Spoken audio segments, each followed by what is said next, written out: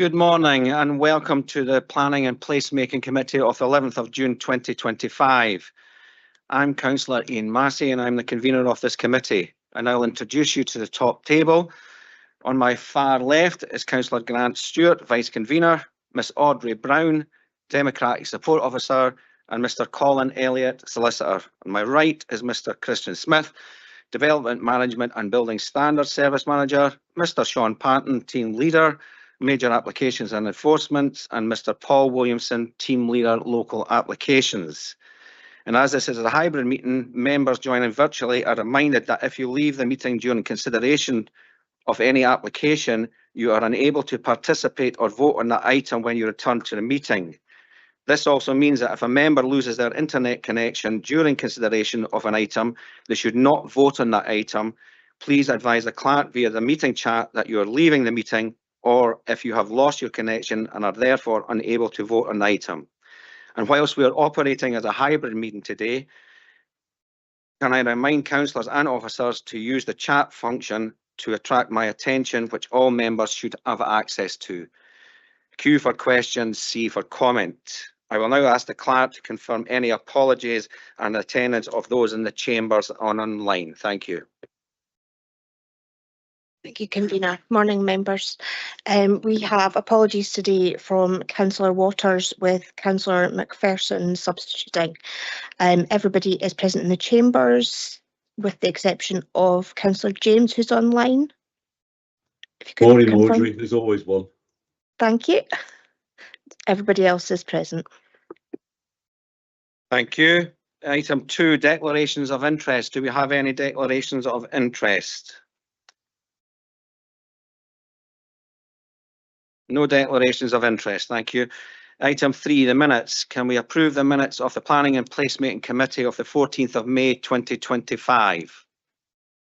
Thank you. And we do have deputations today. Can I ask the committee if they agree to hear deputations on item 531 and 541? Thank you. And on behalf of the committee, I'd like to extend a warm welcome to the deputations and members of the public watching today. Your request to speak has been granted. You will be called to the lectern as we reach the relevant item on the agenda and be invited to make your deputation by the Vice Convener, followed by a period of time for questions from members. It is requested that the content of your deputation is kept relevant to the planning considerations in relation to the item of business being discussed. Please also ensure that when answering questions, your response remains relevant and direct to the question being asked. Item 5, applications for determination. First item is section 36 consultation, which is for the formation of a 100 megawatt battery energy storage facility comprising both battery storage units, ancillary buildings and equipment, access road and associated works, ECU reference ECU 00004931 at land 360 metres southeast of Colbeggy Farm Cottage, Kettins, Blairgowrie. And to introduce the report is Mr Panton. Thank you. Thank you, Convener, and good morning, councillors. So as stated, the first application on the agenda today is a 100 megawatt battery storage facility near Cooperangus. Members should note that the determining authority for this application is not Perth and Kinross Council and is instead the Scottish Government's Energy Consents Unit, otherwise known as the ECU. Perth and Kinross Council are only a consultee in this application, and the paper is before you today recommending that we respond to the ECU with no objection, subject to conditional control. It will then be up to the ECU to consider our response and then make their own determination. Members should note that if PKC object to the application, then this would likely trigger a public inquiry. I will now take members through a short presentation to detail the proposals further. So on the screen, you can see the location of the site, which is approximately 2.5 kilometres to the southeast of Cooperangus near Colbeggy Farm as part of the Halliburton estate. The site is approximately 4.2 hectares and is currently in use as an agricultural field. You can see in this image some of the neighbouring fields are covered in polytunnels. Next slide, please. This plan now shows a zoomed in version where you can more accurately see the location of the proposed access route. Next slide, please. We now have the proposed site plan. This allows you to see the general arrangement proposed. Landscaping, comprising of several meadow mixes and a small-scale woodland, is proposed to help mitigate the landscape impacts of the development. The woodland will be a mixture of evergreen and deciduous planting to ensure year-round mitigation is achieved. An acoustic barrier measuring 3.5 metres will also be installed as a wraparound. Next slide, please. Here we have a typical elevation of a standard unit, for which 28 are proposed. You can see they take an appearance similar to a standard storage container. Next slide, please. We now have an elevation of the proposed substations, for which 2 are proposed. These will be protected by fencing. I will now take members through a series of recent photographs taken on my site visit last month. This first photograph shows the location of the site, roughly denoted by the orange arrow. The site is in the distance before the woodland you can see and to the right of the polytunnels. Next slide, please. This next image shows the site when viewed closer. Again, the site is to the right of the polytunnels and before the woodland you can see. Next slide, please. This final photograph shows the approximate location of the access point denoted by the pink star. You can see here the visibility that would be achieved from this new junction. Next slide, please. Thank you, convener. That now concludes my presentation. I will leave members with the proposed site plan for reference. Thank you, Mr. Panton. Can I ask if a committee have any officers, any questions for officers?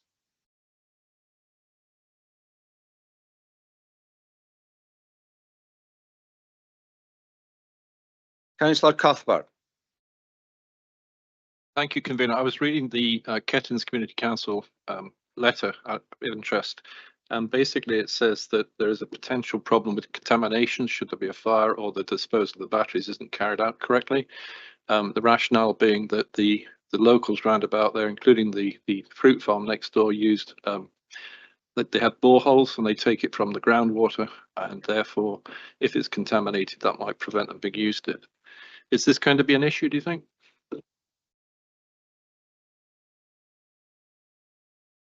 Thank you, Councillor Cuthbert. So from our records, there is no expected ground contamination on that site. If members considered it necessary, we could add an additional condition to recommend to the ECU about ground contamination. But from our searches to date, we can't see any reason to apply that condition, but it would ultimately be up for the ECU to determine whether they consider that necessary or not. Is it in relation to potential contamination related to the development in itself, Councillor Cuthbert, that you were asking? That's what Kettins Community Council have said. They're concerned that should there be contamination caused by the site, it could contaminate the groundwater, which is used as a source for all the locals round about. I think all those matters are covered by other legislative controls, and I'm sure the Energy Consents Unit, who deals with multiple proposals like this, will be considering whether it's necessary in terms of the planning permission to put any control in relation to that. But those sound as though they are matters related to health and safety and matters that would be considered by SEPA in terms of any controls required in relation to impact on groundwater. Thank you. Councillor James. Thanks, convener. I've got two related questions, I suppose, really. I note in the summary, Sean, that it says it's a proposed electrical generating station. Am I right in thinking this is a battery storage, not a generator at all?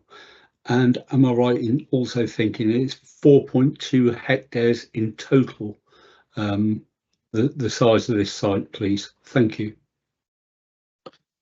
Thanks, Councillor James. So firstly, the 4.2 hectares relates to that whole site that you saw, including the landscaping area. Secondly, with regards to your first question there, you are correct, it's battery storage. The reason it's been described as generating is under the EIA regs, storage counts as generation, but really it is storage. So you are correct in that interpretation. Yeah, maybe just again for further clarification, what it's doing is power is going into the batteries and being stored and then put out again. And for the purposes of planning regulation as well, that is counted as generation. So it's correctly referred to in the paper. Thank you. Councillor Illingworth. Thank you. Will the 3.5 metre acoustic fence be a blot on the landscape? We don't consider it will be, because with the landscaping that's associated with it, it should be relatively well contained. Also as well, that plan that's in front of you on the screen just now, to the northeast there, that is heavily woodland. There's quite a lot of vegetation there. So we feel that the existing landscaping combined with the proposed landscaping that's going in should make that fence blend in pretty naturally. Thank you. Thank you.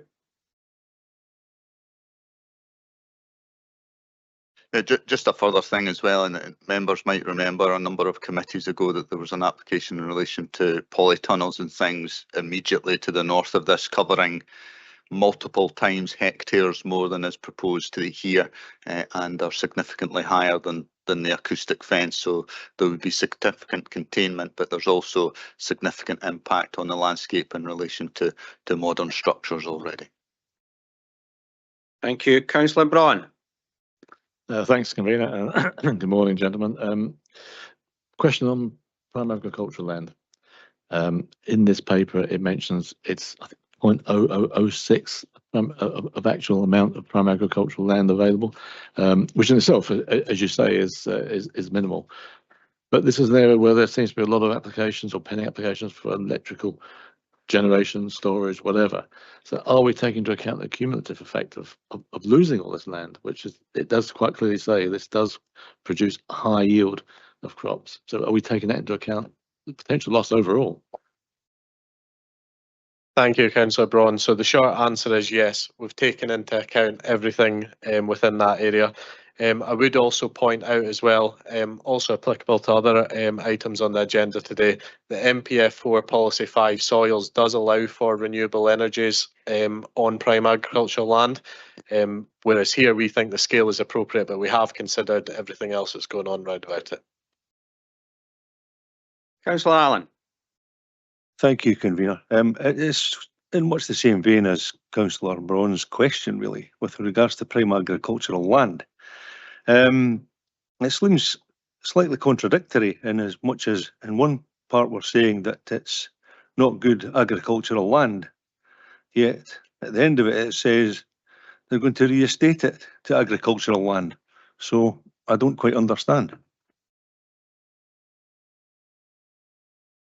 I think maybe it's two separate things that you're referring to there, Councillor Allen. What we're saying is that on balance, taking into account the multiple policies that we need to balance in relation to any planning decision, that the loss of prime agricultural land, which we would rather didn't happen unless there were good reasons to do so, that we feel there are good reasons to do so here in terms of, you know, the balancing the energy production, storage and delivery to the grid, and given that we would rather not see the prime agricultural land developed, we want to make sure that that is able to be returned to use should the development no longer be used, and we saw it return to its original use as prime agricultural land, and we've got conditions related to the storage and management of soils as well.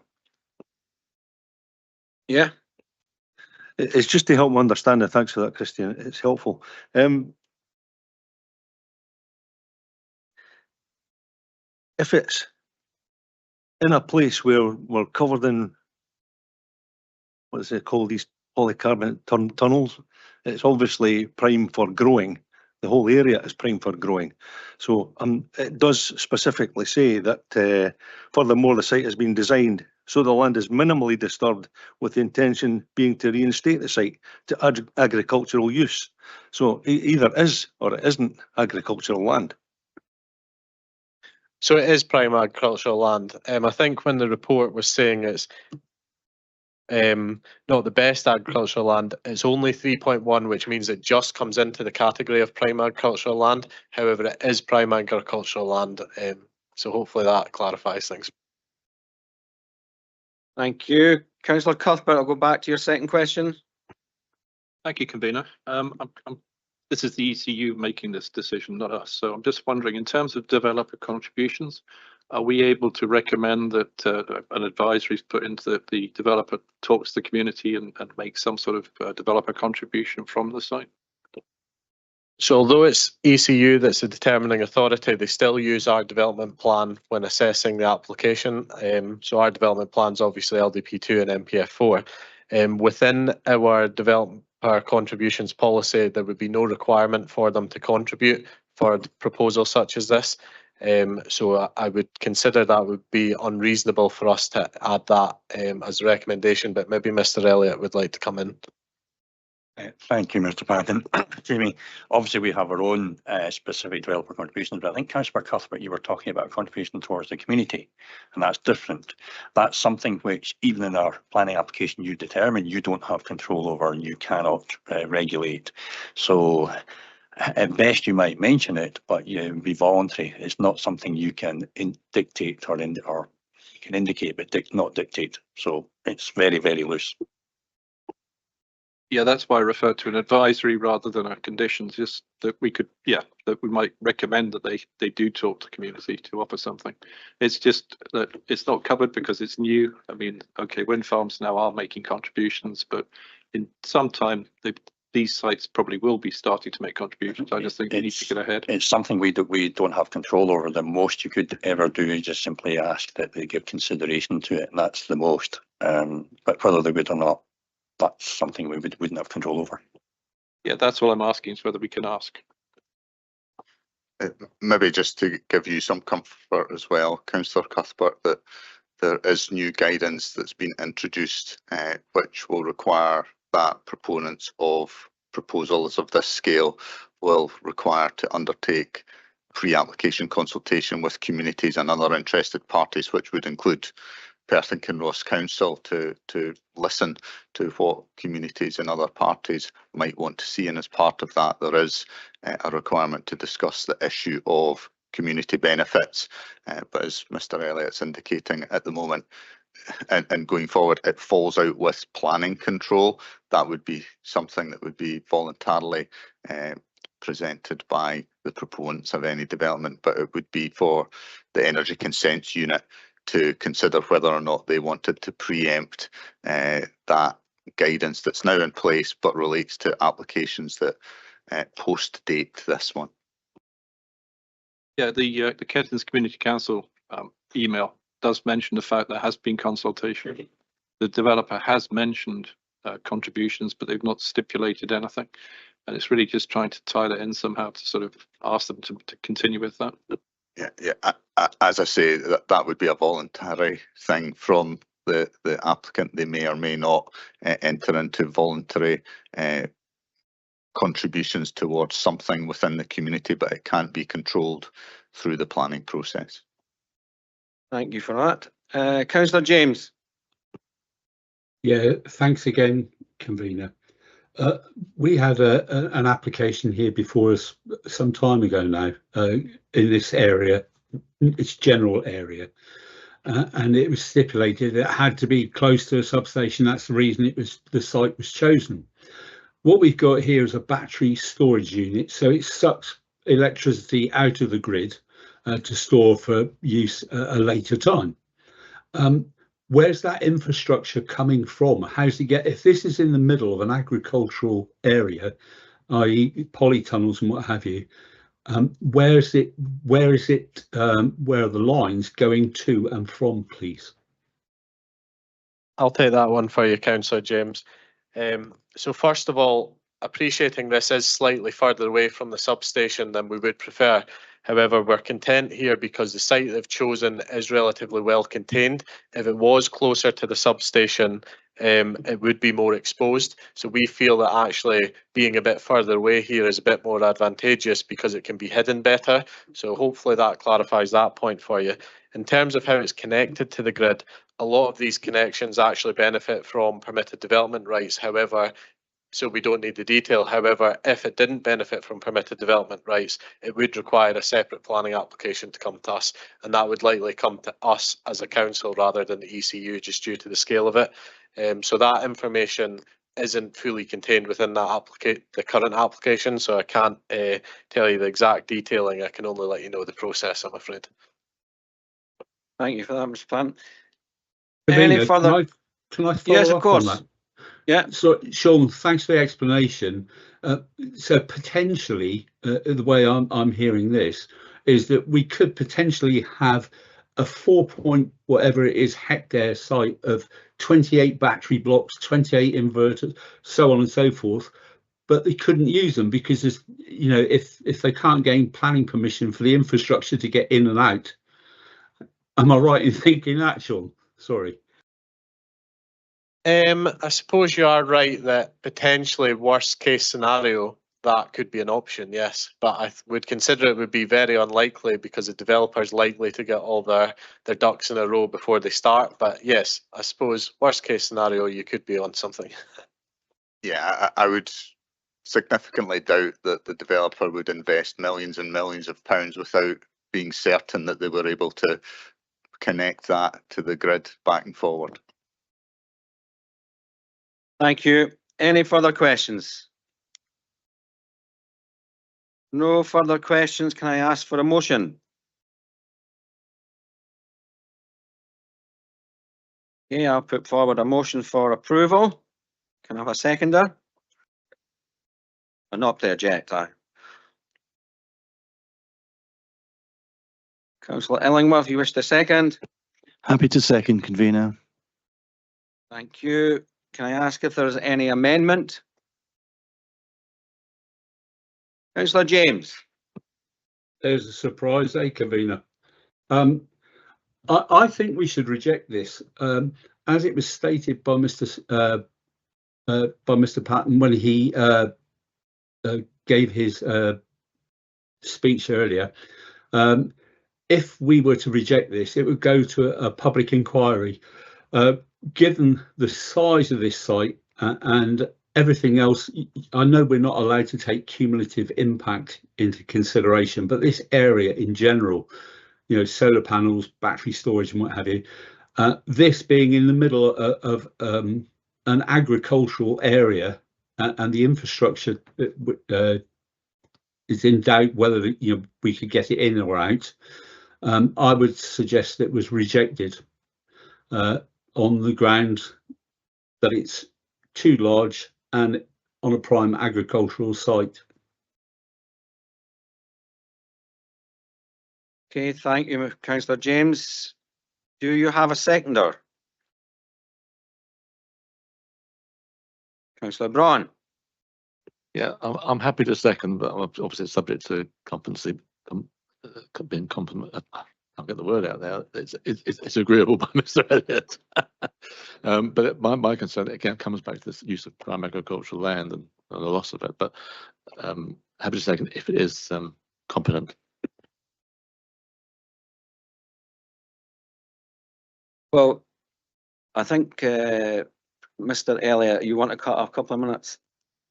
It will be difficult with Councillor James online, but I'd say a couple of things at the moment is purely the loss of prime agricultural land, if it's on itself, wouldn't be enough, because that the policy on prime agricultural land, we're looking at NPF4 policy 5 here, does allow for renewable energy on prime agricultural land. So you need to look for something else as to the reason for refusal.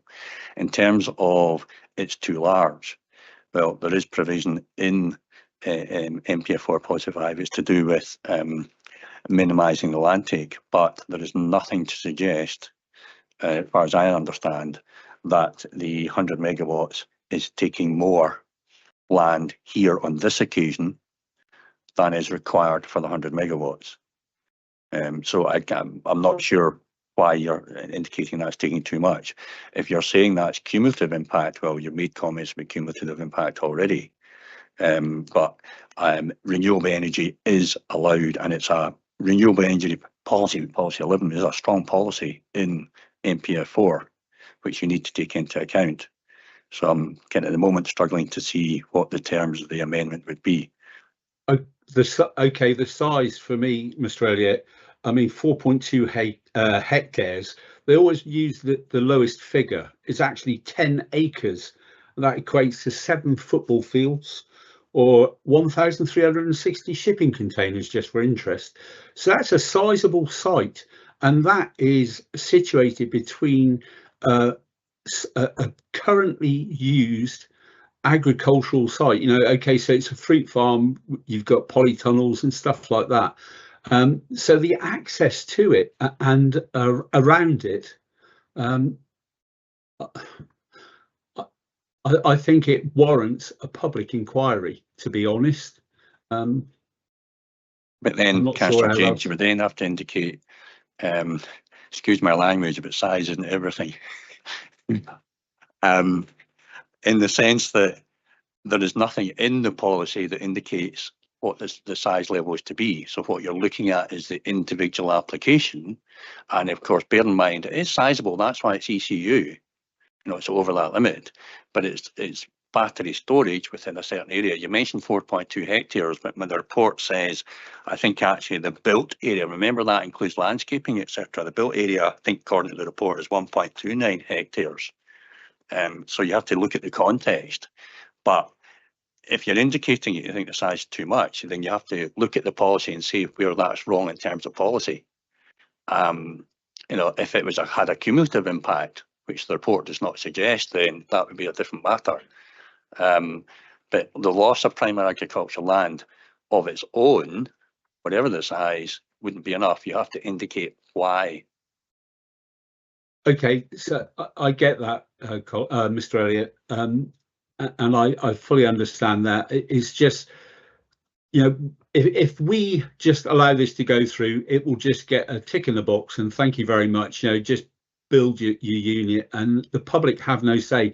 It's taking away our planning authority. It's taking away that from PKC. We have no say what happens on our own doorstep.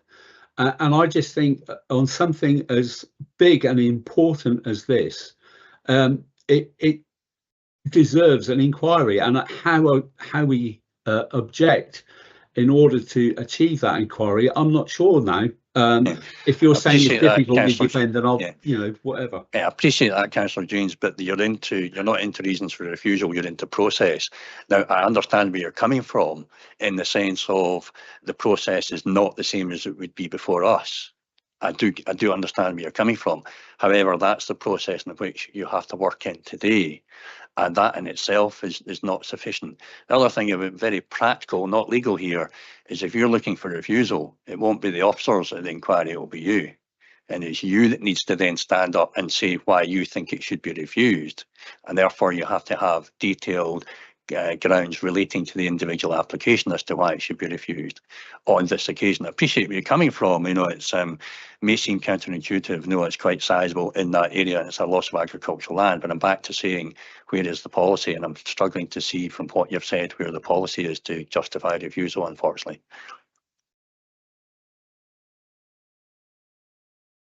Councillor James Brown, a couple of other points that you've got to bear in mind is the costs to the council. The council will bear the costs of this. You're talking about the delay of an important infrastructure project.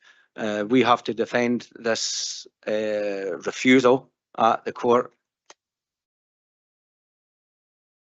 Convener, I get that, Ian.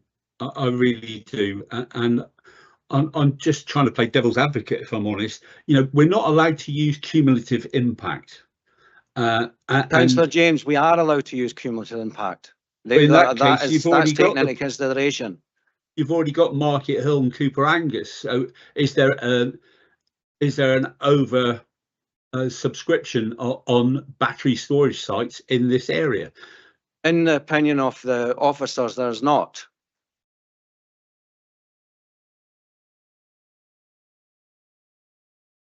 So I guess I'm being told that my reasons for objection are dodgy at best, and perhaps it's not competent. Councillor James, perhaps I could maybe short-circuit it, but at the moment I haven't heard a competent amendment to refuse is my position at the moment, my advice to you. I appreciate where you're coming from, but I think we need to stick to the planning policy, particularly because it would spark a public inquiry. And as I say, I haven't heard a competent amendment to refuse at this or to object, I should say, to this stage. Thanks, Mr. Elliott. In that case, convener. Yeah, can I just come? Sorry, just come. It may just be for clarification, if nothing else, Mr. Elliott. But the report mentions the cumulative. I'm struggling this morning. Yeah, whatever. It's been taken into account. Mr. Pand and Mr. Smith agreed with that. As a committee, can we therefore say we're not happy with that? We think there is a cumulative effect that we should be taken into account, and therefore is that a justifiable reason? That's just a clarification point, really, Mr. Elliott, to be honest. Well, you have to look at the individual impact with the cumulative and cumulative. First of all, individual impact, and it's saying it sits and it's well contained. That's the primary consideration. You then go on to the cumulative impact, and bear in mind, there is a planning balance here. You have to take into account the strength of the MPF4 policies in terms of renewable energy. That's the next point. And in terms of cumulative impact, you would have to identify which ones it is seen with, not simply, again, let's avoid, oh, there's other battery storages in the area. What is the problem with the cumulative impact is what you've got to identify. Simply because there are others in the area, is that an issue? Because they do need to connect into a substation. Are they seen with the others, for example? So you have to identify what the individual issue is, which, given, go back to the individual impact, given where it sits, that might be an issue for you here. Given the Mr. Elliott, by default then, with this cumulative effect, and they do have to feed into a substation, are we by default giving permission for another substation? Because the rate we're going at here, there's 100 megawatt on this. You've got Cooper Angus Best, you've got the one at Market Hill, you've got plans coming in for solar farms and all sorts. I just worry for this area, the jewel in the crown, as it says on the sign leading into Cooper Angus. Well, I think it's difficult to me to comment on that, Councillor James, in the sense of you've got one application before you that you're not consenting. It's an energy consent unit. You're only deciding whether to object or not. But my understanding has always been with substations, there is a certain limitation. There is only so much that can feed into that substation eventually. So there is, my understanding, there is a technical limitation, but the planners would tell me better. I think that's my understanding. But I think we have to be careful about going down that line. You have to look at this individual application. Councillor James, you still wish to go ahead with your amendment, or you withdraw it? To be honest with you, convener, I think it's going to be very difficult for Mr. Elliott to defend. Therefore, if Councillor Braun's happy, there's only the two of us saying anything. So I'll withdraw that amendment, and we're in the hands of the good old Scottish Government. Okay. Thank you. Thank you, Councillor James. Councillor Braun. I'm happy to follow Councillor James, but just Okay. a matter of interest again, if I may, just to clarify my own mind. If you've done that, I'll ask you at comments. You can make a comment in a minute. Well, I may pursue another amendment. Is placemaking 1A possible? Australia. I think you need to look at NPF4 and the policy, because bear in mind, placemaking is still a relevant policy, but you would have to wait NPF4 and the more up-to-date policies in there. Okay, thank you for that debate. Can I ask members if they've got any comment on the report?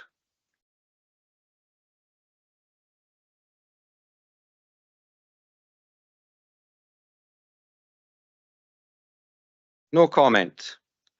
Therefore, planning permission is agreed, not objected to. That's the word I was looking for. With the recommended conditions. Thank you.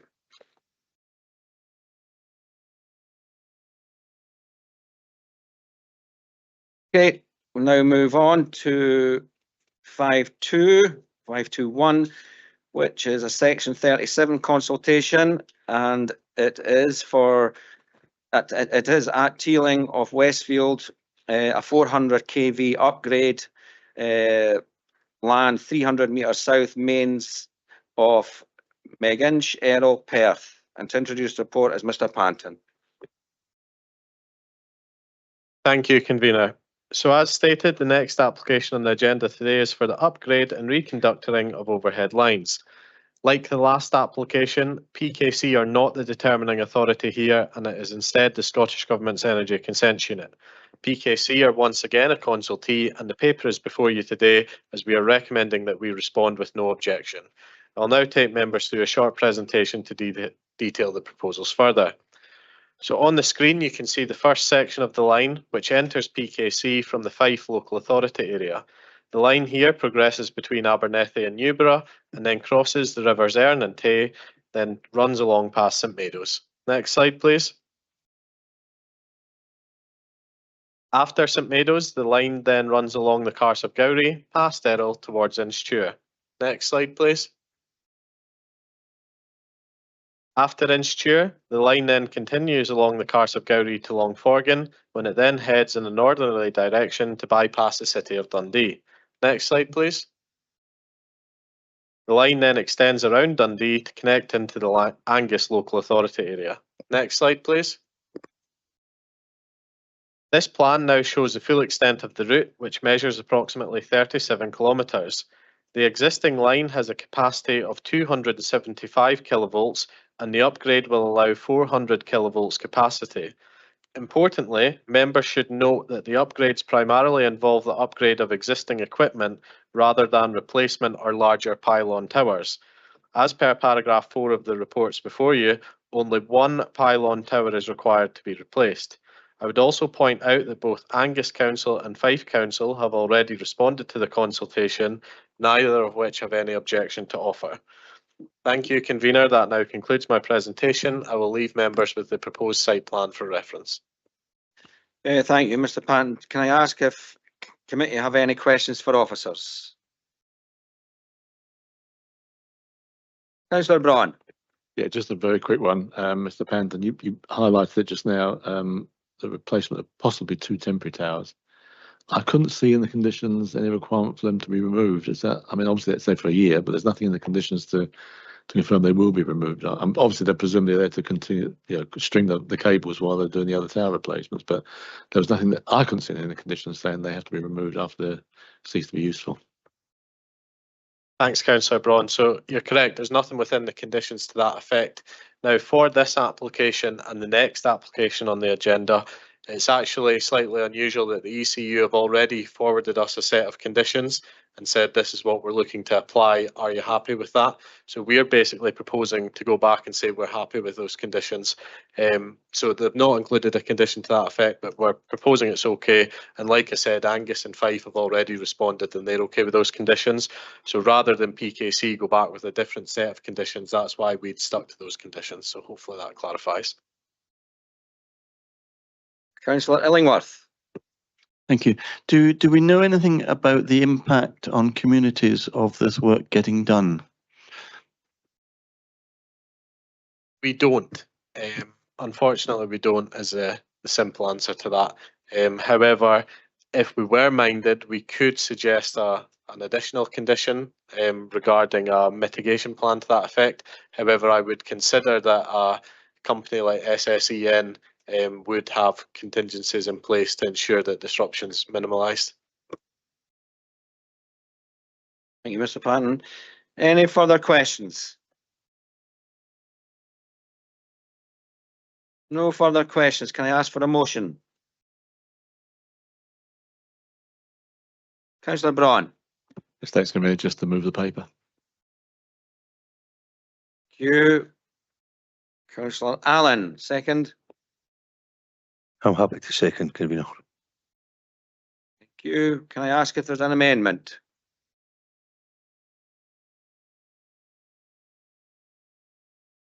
No amendment.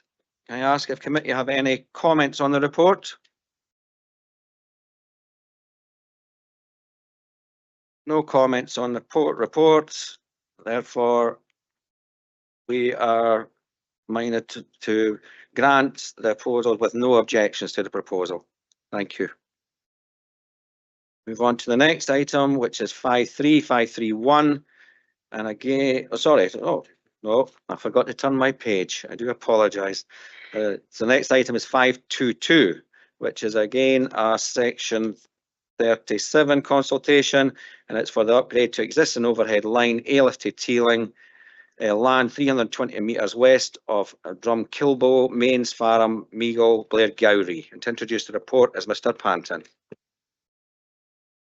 Thanks again, convener.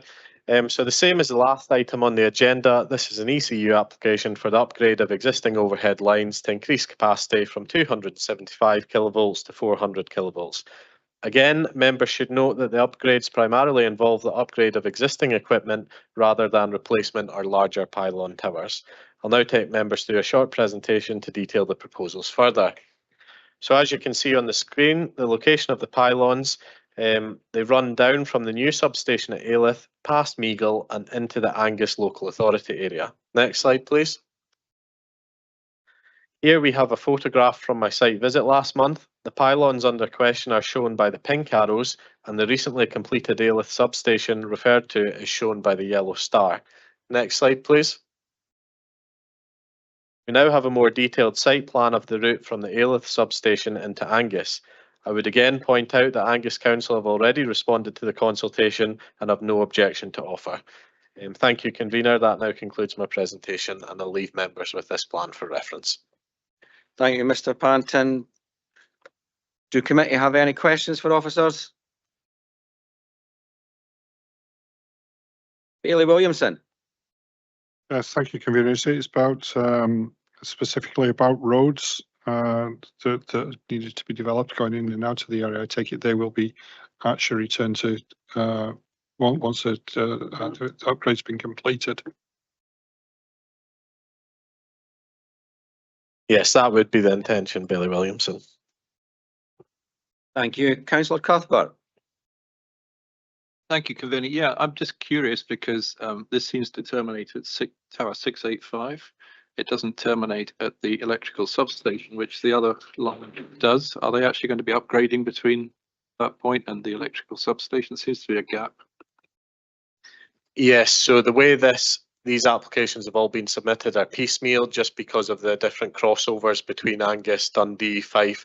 So there are other applications to that effect, but the two of relevance to us are the one you've just heard in this one. But there are other applications to do the rest of the line. Thank you. Any further questions? No further questions. Can I ask for a motion? Bailey McLaren.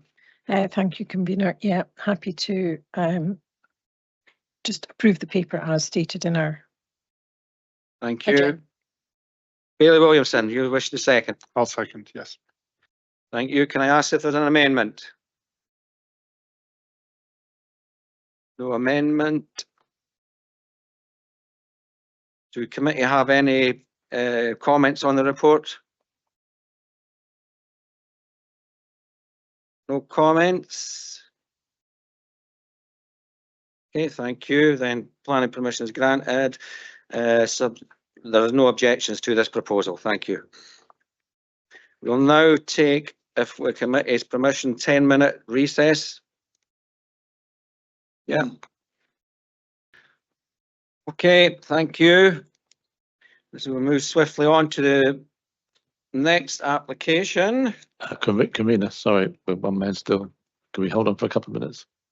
Oh, I never even noticed. Sorry, I do apologise. I never noticed that Councillor Allen wasn't here. Right.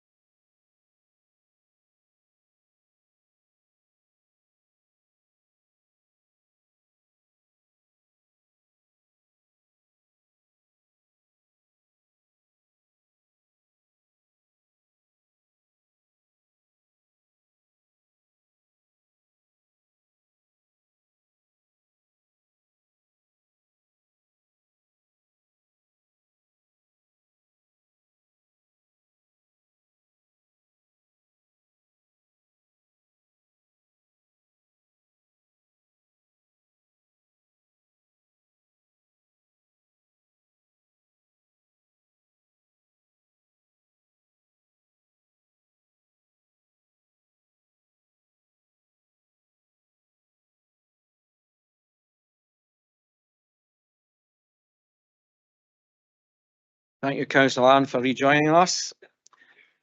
Yeah. Now move on to the local applications, and the only local application today is for the erection of a retail unit, Class 1A. Sorry, done. One too many. Other. Five. Oh, God, I see that. Sort myself out. I need to sort myself out. Very good.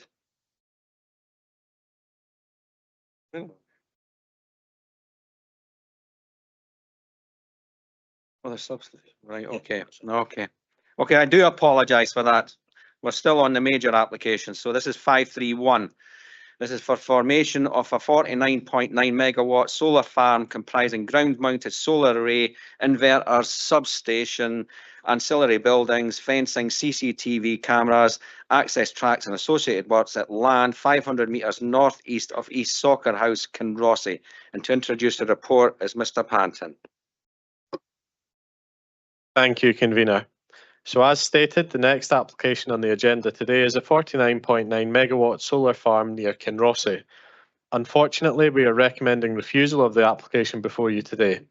Whilst both National Planning Framework 4 and the Perth and Kinross Local Development Plan 2 offer support for renewable energy proposals, on this occasion, the loss of prime agricultural land at this scale is not considered to have been suitably justified. As such, the proposal is considered contrary to Policy 50, prime agricultural land, of LDP 2 and Policy 5B, soils, of MPF 4. It is also noted that 89 letters of representation were received objecting to the proposed development and 4 letters were received in support. I will now take members through a short presentation to detail the proposals further.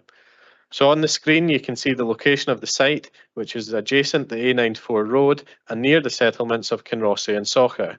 The site measures approximately 100 hectares and extends across 8 largely open fields, typically interspersed with tree belts and areas of woodland. The site is located approximately 1 kilometre northwest of the Sidlaw Hills Special Landscape Area and is also in close proximity to a number of historical assets, including a number of listed buildings and the Kinrossy Conservation Area. Next slide, please. We now have a proposed site plan. There are 82,000 solar panels proposed. As per paragraphs 136 and 137 in the reports before you, it was questioned why 82,000 solar panels were required when this amount of panels would exceed a 49.9 megawatt output. The response was that it is commonplace to overplant solar farms. Consequently, we are of the view that 82,000 panels is an over-provision and this number of panels could be reduced, obtaining the same output but with less prime agricultural land intake. Next slide, please. We now have a typical elevation plan for the panels. The supporting structure is an aluminium frame which is mounted vertically into the ground at a depth of approximately 2 metres. The panels will rotate vertically to track the sun moving from approximately 60 degrees below the horizontal when the sun is at its lowest to horizontal when the sun is at its highest. Next slide, please. We now have the proposed elevation for the customer station. As can be seen, this appears largely similar to a standard storage container in appearance. Next slide, please. The pink circles denote where the various access points are located. In total, 5 priority junctions will be created onto the existing road network. I will now take members through a series of recent photographs taken on my site visit last month. Next slide, please. This first photograph shows the site when viewed from the A94 road. Both the green and the brown fields you can see in this image would form part of the proposed development. Next image, please. This next photograph shows the last 2 fields you were shown, but in greater detail. As can be seen, both are currently in an agricultural use. Next slide, please. This next photograph shows another of the fields which will accommodate the proposed development. The pink arrow shows an existing residential receptor known as Tom Beath. Whilst the buffer to this property has been provided, it will still result in 3 of the 4 boundaries to the property being surrounded by panels. Next slide, please. We now look in the other direction towards Milton of Colley's farm, which is shown by the yellow arrow. Again, the entirety of the field shown here will accommodate panels. Next slide, please. This photograph now shows the access to Milton of Calais Farm with a field beyond. This field will also be utilised for panels. Next slide, please. This penultimate image shows Milton of Calais Farm itself. The field you can see just beyond the farm will be utilised for panels, and you can just make out residential receptors at soccer in the distance. Next slide, please. This final photograph shows another field which will accommodate panels. Next slide, please. Thank you, Convener. That now concludes my presentation. I will leave members with the proposed site plan for reference. I would also remind members that an update was circulated with slight revisions to the 2 recommended reasons for refusal. Thank you, Mr. Panton. We do have deputations on this item, so I'll now hand over to the Vice Convener for the deputations procedures. Thank you. Thank you, Convener. Can I call on Mr. Toms? Mr. Toms, an objector. And Mr. Toms, you're aware that you've got 5 minutes for your deputation. I will give you a wee prompt after 4 minutes. Whenever you're ready to start, I'll start the clock.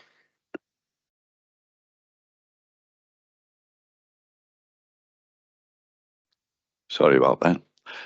Good morning, Convener and Councillors. My name is Ian Toms, and I thank you for the opportunity to speak to you today to reinforce my strong objection and those of the Calais Solar Objection Group to the proposed Calais solar development, particularly due to its significant visual impact, disruption to residential amenity, and inappropriate use of prime agricultural land. Let me be clear.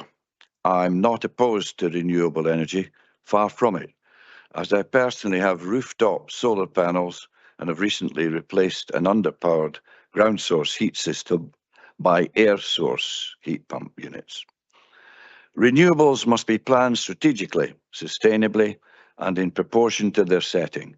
Without a clear framework and stringent guidance, we risk sprawling developments that erode the rural character of our landscape and displace vital farmland.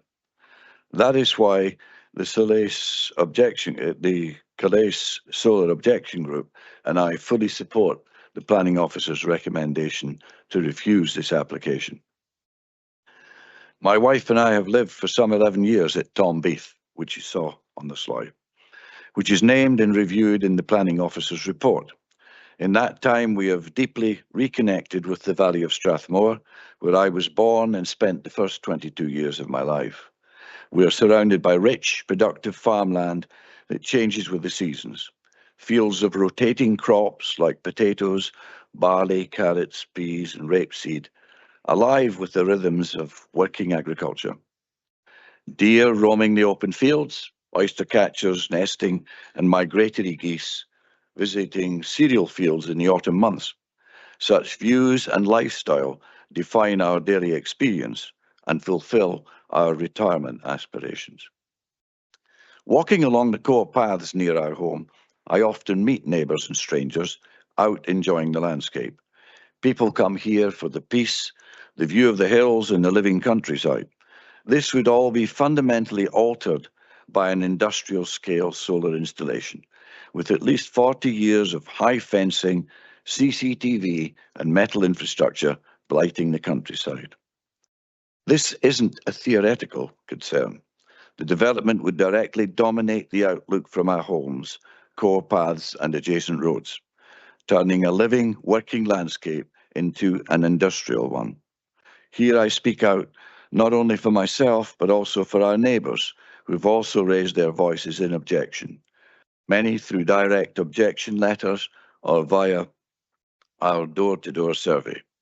The strength of public opposition, including over 70% of locals we spoke to, reflects just how deeply this would impact their lives. In light of current global uncertainties, we must consider the local and national importance of protecting prime agricultural land. Sorry. No water, which is unfortunate. With just 8% of Scottish soil classed as prime land, we cannot afford to lose productive land to poorly sited energy projects, especially when better alternatives exist near where the energy is actually required. This project is one of 11 similar proposals in the Strathmore area alone. We need a more coherent, balanced approach. To that end, we at Calais Solar Objection Group have recently launched a petition asking PKC to pause all solar panel developments pending review and promulgation of clearer and more comprehensive guidance rules. I trust the committee will recognise that whilst renewable energy is vital, its placement must be appropriate. In our view, this proposal is neither sustainable nor proportionate and would cause significant long-term harm to landscape, food production and local quality of life. I therefore urge you to uphold the planning officer's recommendation and refuse the application. Thank you.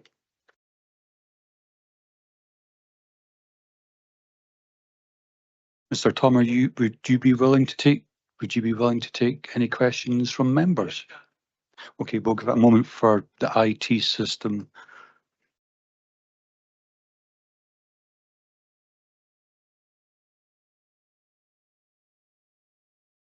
Councillor Braun.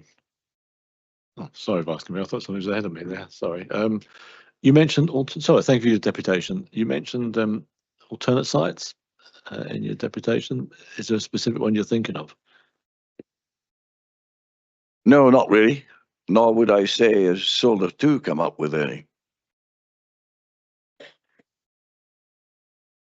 Councillor Harvey.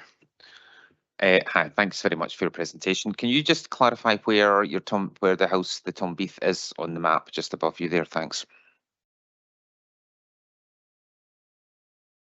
Yes, if you see the niche on the south side there, that essentially, the box at the top is my property. Yeah.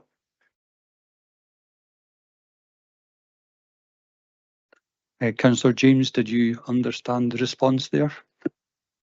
Bearing in mind you're online.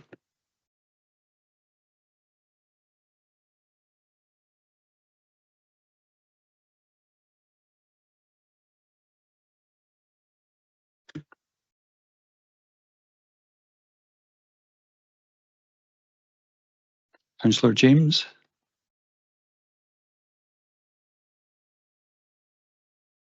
He's fine. Mr. Thompson, Sorry, no further Convener, question. I was having trouble with my IT. It's just started going crazy on me. Sorry, didn't have a question. Okay, Mr. Thoms, there's no further questions. Thanks for your time. You're free to go. Can I call on Mr. Simpson, objector? Mr. Simpson, I'm sure you're aware of the process. You've got 5 minutes for your deputation, and I'll start the clock whenever you start.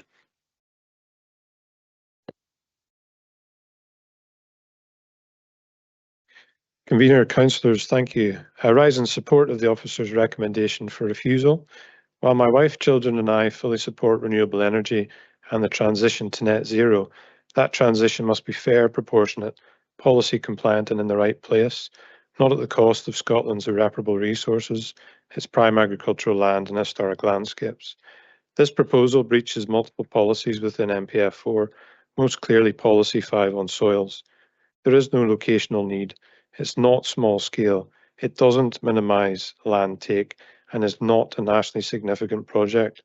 At 49.9 megawatts, it falls just below the 50 threshold, a calculated move to avoid Section 36 scrutiny.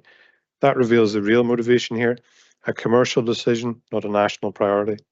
Scotland has over 9,000 hectares of vacant and derelict land, yet this developer proposes to industrialise actively farmed prime land, which is explicitly protected under both Policy 5 and Local Policy 50.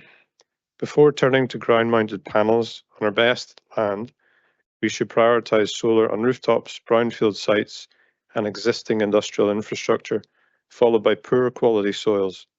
This offers a more sustainable, less intrusive route entirely consistent with MPF 4's intent.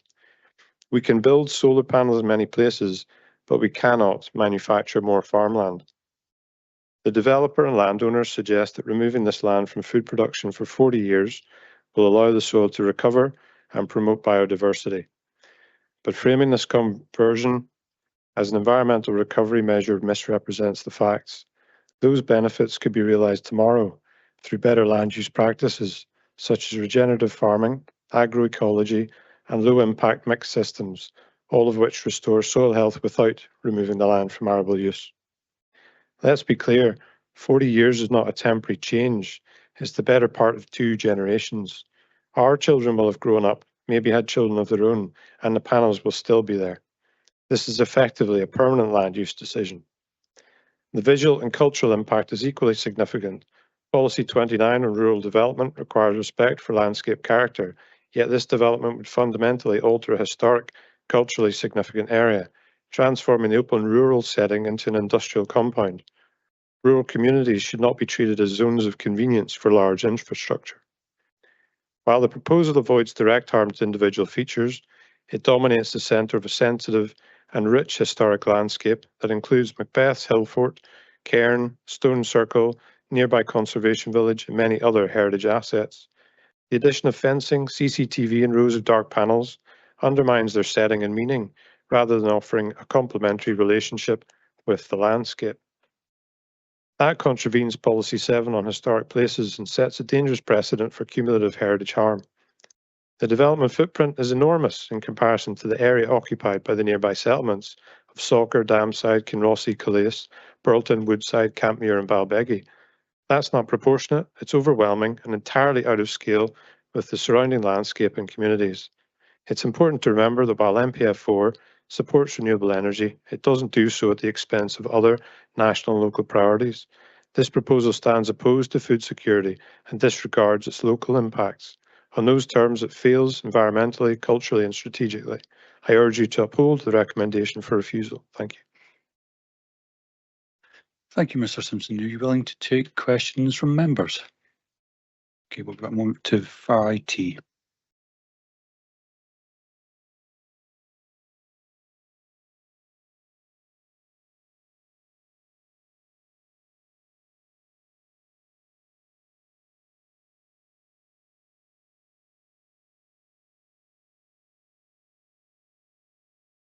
Mr. Simpson, thank you for your deputation. There appears to be no questions. And I now call on Mr. Moisey on behalf of the applicant and Mr. Wilkinson, agent.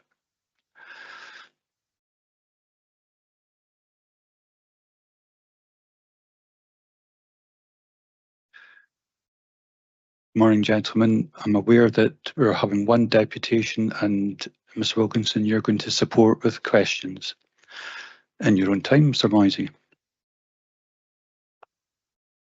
Good morning all. My name is John Moisey. I am a project manager for Solar 2 based in Perth and Kinross out of our office in Perth. I'm joined today by our planning consultant David Wilkinson of Atlas Consulting based in Edinburgh.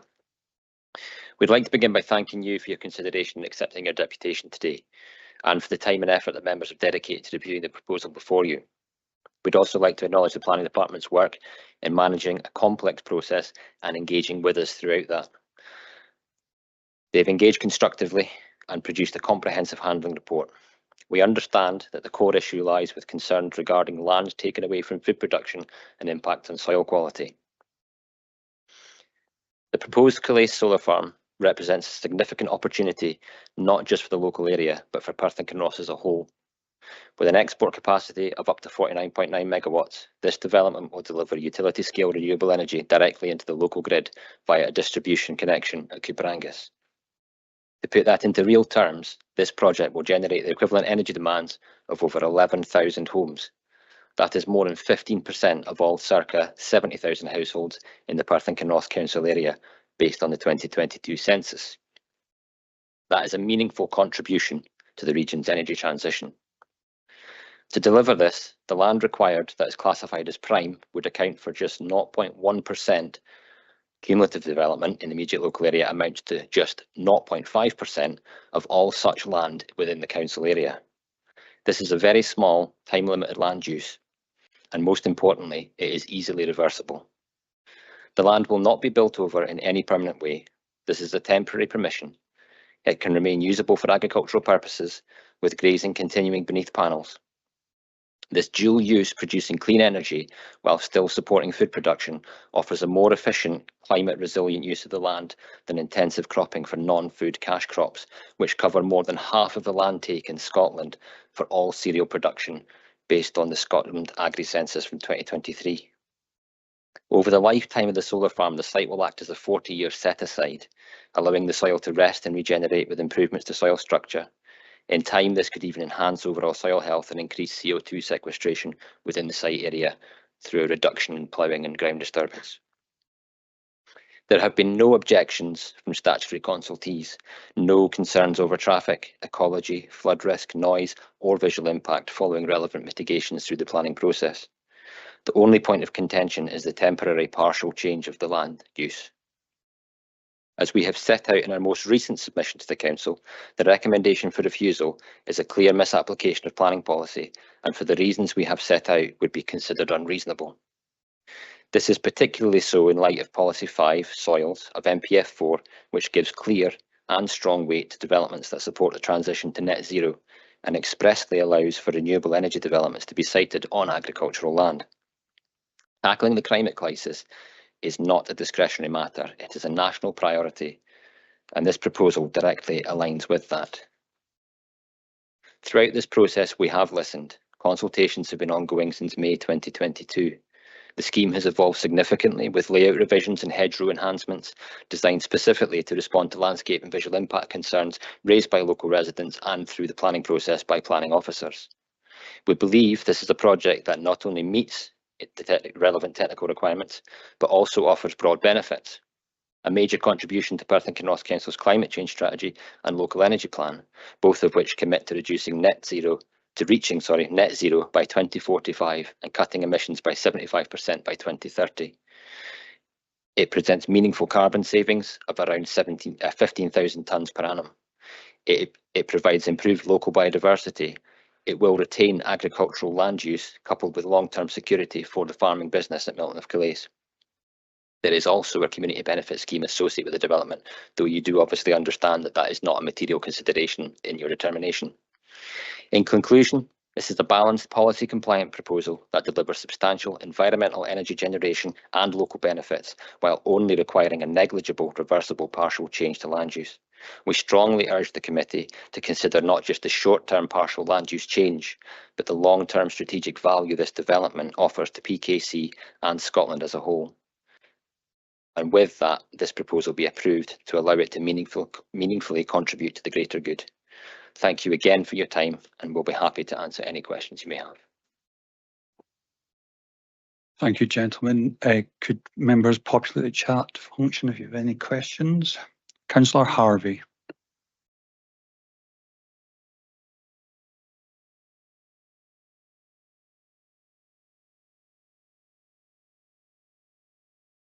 Thank you for giving way. Convener Massey. Thank you, Vice Convener. Thank you for your presentation. During your presentation, you mentioned Policy 5. Yes, you're correct. It does say essential infrastructure at B1, but it also says, and there is a specific location need and no other suitable site. Is that location specific to your needs, and is there no other site? Location chosen is the only location that was available to us and is specific to this site, yeah. Councillor Harvey. Thank you, Vice Convener, and thanks for your presentation. Can you just clarify a little bit more? You spoke about the continued use if this solar farm happened of grazing of animals that would graze.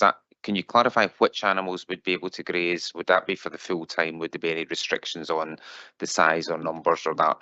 And also just if you can explain that in terms of compared to now, if you were grazing on it now, and then what would the difference be there, if you understand that question? Thanks.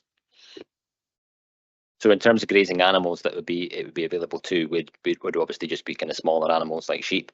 In terms of the grazing density, there would be a reduced grazing density given that there's no effective input of artificial fertilisers.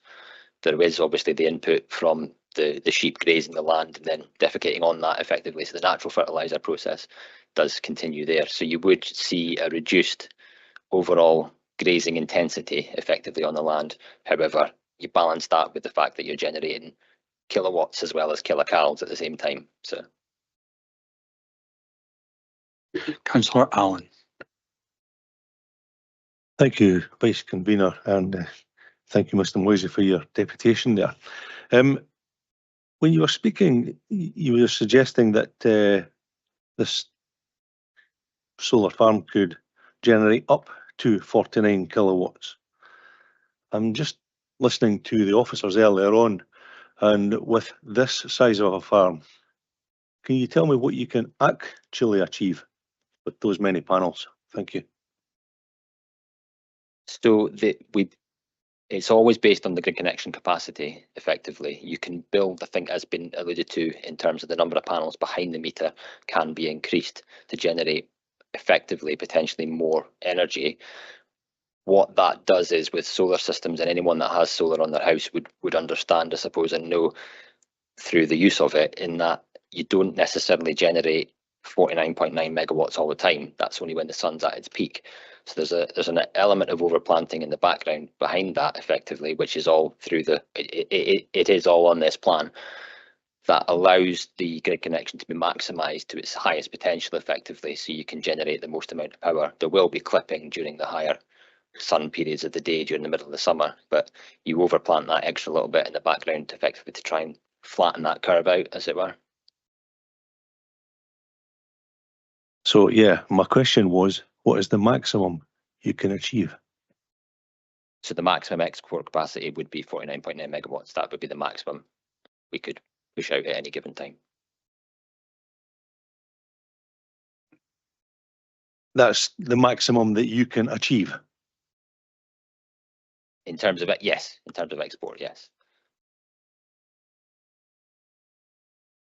Councillor Braun. Thanks for your presentation.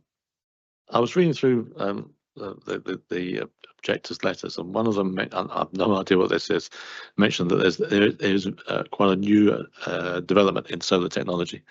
And they mentioned that something called a perovskite tandem. I have no idea what that is, but it's a new type of panel which generates more power. So effectively, you have the same output for far less acreage of land. Is it something you've considered? I may have mispronounced it, I appreciate, but that's how I'm reading it verbatim. So perovskite is a mineral that is currently in development for solar panels. Currently they use a silicon wafer within the panel. Perovskite is a mineralogically similar mineral to silicon. It's currently not on the market at scale yet, though. Bailey McLaren. Thank you. You've highlighted the agricultural aspect of this application. From the pictures that we were shown by our officer, Mr. Panton, I didn't spot any sheep there. Does that current agricultural business operate with sheep? It looks like it's just an arable business. Milton Calais Farm is an arable business at this moment in time, yes. Did I come back there? So therefore, that's just we could have sheep grazing. It's not part of that owner's business practice at this current time. No, it's not currently part of his business practice, but it would be a potential to have sheep and like the intention to graze the grass effectively under the panels. Otherwise, you have to mechanically mow that grass. Councillor Braun. Yeah, thanks for asking again. During your deputation, you mentioned that there was a limited amount of prime agricultural land being used. Every solar farm application says the same thing. If we were to do that, we won't have any prime agricultural land left in this part of the world. I mean, what's your comment on that? If we look at what we expect the Scotland Solar Vision to come out with when the government publishes it, they're talking about a 4 to 6 gigawatt target across Scotland. We look at a much bigger target across the UK. When we look at those numbers, the total land use area of agricultural land across the United Kingdom as a whole would be circa 1%, effectively, is what we're looking at. There's common arguments as well around golf courses and things as well that do come into it. Golf courses take up more prime agricultural land than solar farms do, and will never generate food effectively. Whereas this proposal obviously has the potential and will seek to continue agricultural production throughout its lifetime. And again, it is an entirely reversible development at the end of the day. So that will be returned to full agricultural use at the cessation of the development. Councillor James. Thank you, Vice Convener. 257 acres, that's a huge site. And how many panels? 87,000 panels. I know you say about climate emergency and everything else. The amount of mining and industry gone into producing these panels doesn't really mitigate what you're saving, I don't think. But with that aside, you say it's temporary. I also wouldn't call it 25 years temporary. What will happen to those panels? How are they being disposed of at the end? Thank you. So sorry, just to clarify, it is a 40-year permission we are seeking, not 25 years. In terms of the panels and what will happen with those at the cessation of the development, they would be 100% recycled. That is a technology that is growing just now, and it's an industry that will grow. We see in the UK as well, as more and more solar farms are constructed and decommissioned over time. The technology is in place now to recover virtually 100% of all components that go into solar panels. Councillor Allen. Thank you, Vice Convener. Yeah, within the paper, there are 85 objections covering 32 material objections. How have you communicated with the local people to try and address at least some of these concerns? So pre-application consultation was undertaken before we obviously got into planning. And then through the planning process, those objections have been reviewed, and any required amendments in terms of mitigations that are required by the planning authority to address those concerns have been made. Gentlemen, there's no further questions. You're free to go. Convener, there's no further deputations on this application, so I'll hand back to yourself. Thank you, Vice Convener. Do members have any questions for officers? Councillor Harvey. Thank you, Convener. I've probably got a couple of questions. I'll just ask the first one first. So the recommendations for refusals, just to clarify, there's only two, despite all the other conversations during this, there's only really two, and that's to do with prime agricultural land and soils. With reference to the second one to do with soils, can you just kind of clarify a little bit more why, despite what the applicant has asked, that's his explanation is not good enough to remove that reason for recommendation, if you know what I mean? Could you just clarify a little bit more to the background to that, to the second reason for refusal? Thanks. Thanks, Councillor Harvey. So yes, first of all, just to clarify, we do only have those two reasons for refusal. Whilst we fully appreciate what the objectors and other members of community have said about visual impact, other matters, we are quite content with all those side of things. As I noted in the last presentation, there is support at national level and in LDP2 for renewable energies. So our only reasons for refusal are those two reasons you've mentioned. So going into them in more detail, as you'll have noted when Councillor Allen asked the two gentlemen who were doing the deputation there about what is the maximum capacity that could be achieved, we received a similar answer when we asked the question. So we kind of did some maths ourselves, and I would caveat these are indicative numbers that we have worked out with the information that was available to us. This is not set in stone, but we worked out that the proposal in its current format could, worst case scenario, potentially produce 59.04 megawatts of energy, which is above the 49.9 megawatts that's applied for. So that in itself is not an issue, because we want to encourage renewable energy and we want to see as much of it as possible. So that 59.04 isn't an issue.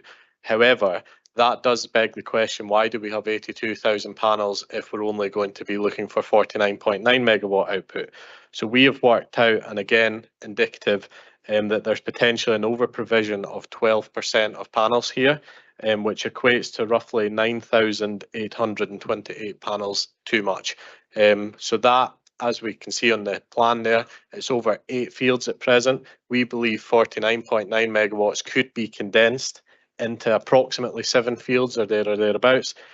So that's why that second reason for refusal was there, Councillor Harvey. So hopefully that clarifies that for you. But once again, to the committee, I would caveat those numbers are purely indicative from the information we had before us.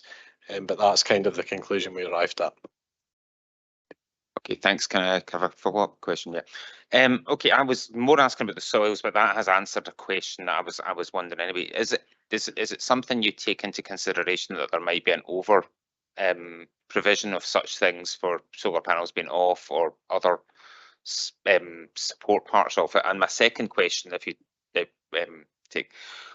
the description the developers had of the way the soils would be regenerated by using grazing within the fields and that, is that something that you agree with or not, or do you have question marks over whether the soils could be regenerated and therefore one of the reasons for refusal? Okay, you're testing me today. So the first question you asked there about the soil. So obviously when it's in an arable use, as it currently is, it's getting rotated each year. There's new plants and stuff going in. When there are going to be panels on there, that's obviously not going to be happening. So the soils aren't going to get the maintenance, if you like, that they currently receive. Now going to the grazing question, okay, we're happy enough with grazing there, but the definition of prime agricultural land is about the growing of crops. It's not about the grazing on the land. So as Bailey McLaren asked within her question, just for clarity, is it currently used for any sheep farming? It's not currently used. So obviously all this is going to have an impact on the soils. It's currently getting that maintenance of being churned each year, rotated, and then it'll have a totally different treatment when there's panels on there and sheep grazing it. So that kind of goes down to the soil pro forma, if you like. Okay, thank you. And one, with your indulgence, was one follow-up to back to the capacity. That's answered my question with that one. So conceivably, if they reduced their number of solar panels by 12-13%, then it would be acceptable to you from that perspective, or would there still be a reason for objection? It would certainly be more acceptable, because if, like say, MPF4 and LDP2 both offer support for renewable energy, and we are quite happy with this from a visual point of view and other points. The only concern we have is just the amount of agricultural land being lost. So if they did reduce it by 12% and justified that, then it's more likely to be acceptable. But equally, if they decided to stick with that level, but say it's a 60 megawatt proposal or there or thereabouts, then they can take that to the ECU. But it's likely to be more acceptable if it was reduced. Okay, thank you. Thank you. Any further questions?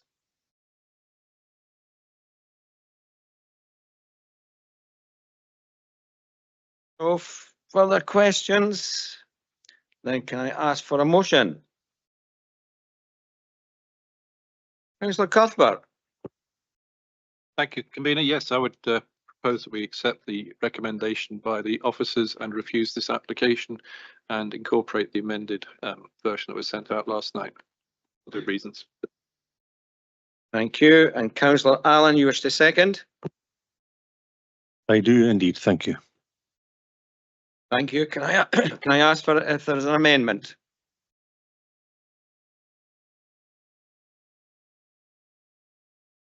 No amendment. Can I ask if committee have any comment on the report?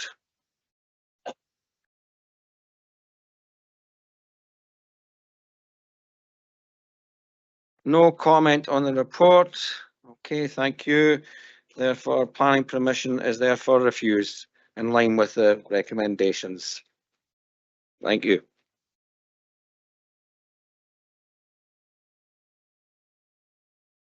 Okay, we now move on to 5.4 local applications. And it's 5.1.4, which is the erection of a retail unit class 1A, formation of access, car parking, engineering works, landscaping and associated works at land 4 picking me at Petevlis, Perth. To introduce the report is Mr. Williamson.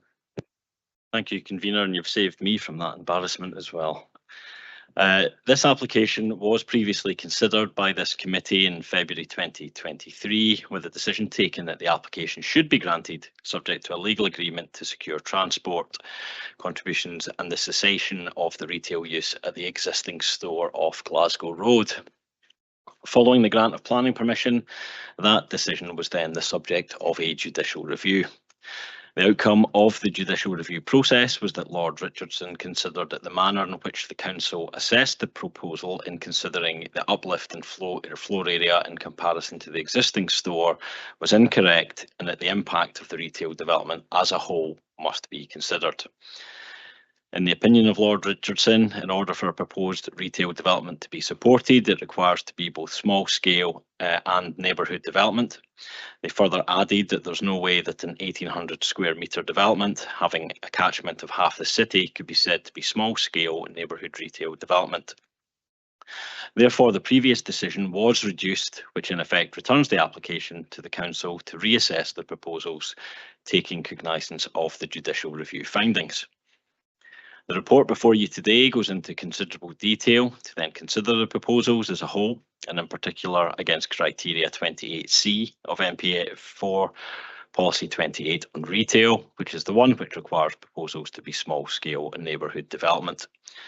As outlined in paragraph 42 of the report, and for awareness, the Perth and Kinross Retail Study of 2023 has indicated that the forthcoming LDP3 should define small-scale neighbourhood retail as comprising no more than 500 square metres in total, with individual units being no more than 200 square metres.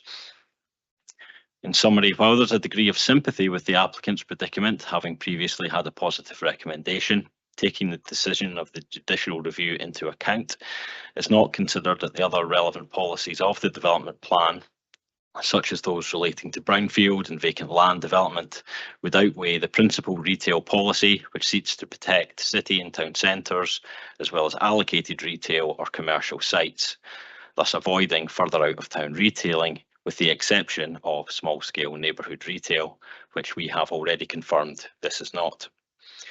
One last aspect to draw members' attention is in paragraph 52 of the report, and the last sentence of the report, to clarify it should have stated that the proposal would not be a significant departure from policy 26 business and industry. I'll now take you through a brief presentation to show the proposals as consideration is now focused on the issues associated to MPF 4. Next slide, please. This next slide shows the existing site in slightly greater detail, with Arthur Park opposite the site and the Cherrybank Inn and associated car park, and the nearby junction with Glasgow Road on the right hand side. Next slide, please. We now see the proposed layout, including the positioning of the building, car parking and service areas. Next slide, please. Here we see the respective elevations of the proposed development. External finishing materials include vertical timber effect cladding, olive green aluminium fascias, and black brickwork at the base course. Next slide, please. The next slide shows some sections through the site with particular reference to the nearest residential properties at the bottom of the Bucky Braes path off Low Road. It also shows the green retaining wall detail to help soften the impact of development. Next slide, please. Here we see the proposed landscaping layout with particular provision to the south and east of the site. Next slide, please. Here we see an artistic rendition of the completed development viewed from above the Glasgow Road junction and looking south towards the Aviva building. Next slide, please. Next, we see the view from street level at the bottom of Necessity Brae, again looking south towards the store, which would be located on a slight plateau. Next slide, please. This slide shows an impression of the aerial view showing the relationship with the surrounding uses, including Aviva, residential uses at Arthur Park, and the linkages to Glasgow Road. And we shall now see a selection of site photos which I took recently. Next slide, please. These first images show the view northwards towards the junction of Necessity Brae and Glasgow Road on the left, and then the view from slightly further back looking towards the Cherrybank Inn. Next slide, please. Next is a view south-eastwards from the edge of the site, looking over the landscape grounds of Aviva, with a view of its turbine beyond. Next slide, please. These next photos are from within the site, with the left-hand image looking towards Arthur Park, while to the right is the view southwards towards Aviva. Next slide, please. We now see a panoramic view northwards from within the site, which also picks up in the nearest residential properties. Next slide, please. These last images show the view from the proposed parking area at the store frontage, looking towards Arthur Park on the left and Pekenburg below to the right. Convener, that now concludes my presentation, and I'll leave you with the artist's impression. Thank you, Mr. Williamson. There are deputations on this item, so I'll hand over to the Vice Convener for the deputations procedures. Thank you, Convener. We don't have a direct deputation in the first item on our list, but we do have a statement which is going to be read by Ms. Brown, clerk to the committee. It's from Ms. Haig, and she is a representative of the Perth Community Flood Aid, and she is an objector. So I'll hand over to Ms. Brown. Thank you. There are several reasons planning permission for the application should be refused. We will focus on National Planning Framework 4 policies, the Local Development Plan and the Tay Local Flood Risk Management Plan 2022. The application is a resubmission due to the original consent being quashed by Lord Richardson after hearing evidence at the Court of Session on the 26th of April 2024. He stated that the Planning Authority erred in its application of Policy 28 of National Planning Framework 4 relating to town centre first retail, as looked at objectively, there is no way in which a proposal of an 1,800 square metre development with 100 car parking spaces having a catchment area of half of the city could be said to be small-scale neighbourhood retail development, as envisaged by paragraph C of Policy 28. Since this ruling, the policy has not changed, but the proposed development has. It is now larger, 1,903 metres squared compared to 1,884 metres squared in the original application. Surely Lord Richardson's ruling cannot be overturned when there have been no changes within the resubmission or National Planning Framework 4 to carry favour for the applicant. In the Daily Record on the 14th of May 2024, a Perth and Kinross Council spokesperson said, "Our local development plan identifies the site as neither within the defined town centre or adjacent to it.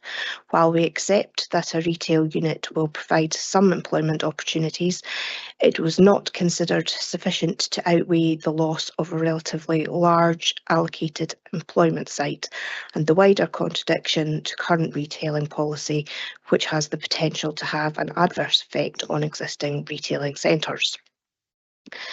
This quote could relate to the site at Necessity Brae, but it was a statement released by Perth and Kinross Council outlining the reasons for refusing planning consent for an Aldi in Milnathorpe. We know each application is considered on its own merit, but granting permission for a large retail development at Necessity Brae would represent a major departure from local development plan. Consistency in delivering decisions using a plan-led approach, as Scottish local authorities should do, is vital. The Tay Flood Risk Management Plan by SEPA 2022 forms the foundations of a risk-based plan-led approach to managing flooding sustainability. It is through using this approach that flood management will improve for the individuals, communities and businesses at risk in the Tay Local Plan District. The development site is within a potentially vulnerable area. The residential area adjacent to the site has 10% annual likelihood of flooding, the highest classification of risk on SEPA flood maps. But the drainage impact assessment and flood risk assessment gave little mention to the effect on the wider community, the flow of surface water and the overall drainage system capacity, with capacity being of concern for us. The drainage impact assessment only references a flood event in August 2020, but areas adjacent to the site have flooded on at least 5 occasions in recent years: the 12th of August 2020, the 8th of September 2022, and the 10th of September, 8th of October, and 27th of December in 2023. Flooding or risking flooding homes, with several additional events not risking nearby homes but restricting access to homes and businesses. The sewer network surcharges during heavy rainfall, not always intense extreme events.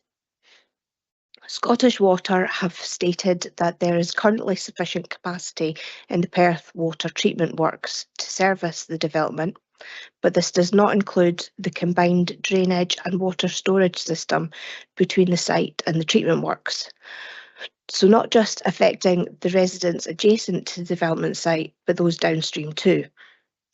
Since this planning application was first submitted, several developments within the catchment draining to Cherrybank and Low Road have been built, been granted permission, or are in the planning process. Flood risk of the surrounding area and further downstream should feature more prominently in the drainage impact assessment and flood risk assessment. The updated response from the drainage consultant dated the 28th of April 2025 mentions not increasing flood risk to our own development several times and states that issues within the wider drainage and waterway systems are outside of Aldi's control and the responsibility of the relevant authorities to investigate and resolve. Existing issues should be resolved before any further development is permitted. To conclude, our planning authority should be following a plan-led approach. Conditions within Policy 28 of National Planning Framework 4 cannot be met. This has been proven in court. A 1,900 metre square retail unit with 100 car parking spaces is not a small-scale neighbourhood retail development. Local Development Plan 2 has allocated the site for employment, excluding retail, with a similar application refused because it did not fulfil aspects of these plans. The applicant has not given enough thought or emphasis to the Tay Flood Risk Management Plan, considering that the residential area adjacent to the site has a 10% annual likelihood of flooding due to surface water each year, the same annual high risk of river flooding, and has existing drainage issues adjacent to and downstream of the proposed development. Flood risk forms part of our objection, but there are several reasons, with just some outlined above, which should result in this application being refused. Thank you, Ms. Brown. Move on to in-house deputations, and could I call on Mr. Farren, supporter of the application? Mr. Farren, you've been with us all morning, so I'm sure you're aware of the procedure. So whenever you're ready to start, I'll start the clock. Morning all, conveners, councillors. Thank you for allowing me to speak today. Just like to make a short speech. A new Aldi at the proposed site would bring jobs to the area. It would also bring convenience to the local neighbourhoods of Craigie, Cherrybank and Oakbank. This would mean that the good people in the area could go to a shop without having to make a trip into an already congested town centre. The shop would also serve the staff at Aviva too. The Cherrybank, Oakbank area has increased in size in the recent decade, and developments such as Charlotte Gate and others, as well as the proposed Craigie Hill golf club houses, there would be a lot of footfall in the coming years. The development could contribute to local living standards and potentially improve health and well-being, offering affordable, high-quality food options, all within walking distance for many residents, making grocery shopping more convenient. And this would be great for sustainability too. Whilst there's opposition to the proposed store, there's also a lot of support, with the petition alone having over 800 signatures. Grant and planning would be a step towards supporting fair competition between supermarkets whilst also improving accessibility for our elderly population. The shop would serve the local area and the local businesses. It would help the local people, basically, based in the area.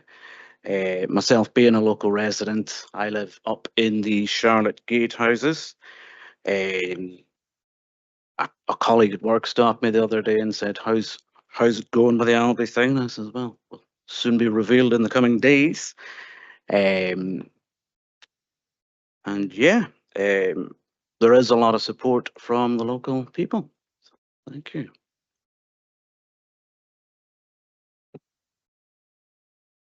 Mr. Farn, are you willing to take questions from members? Okay, we'll give it a moment for the IT to catch up.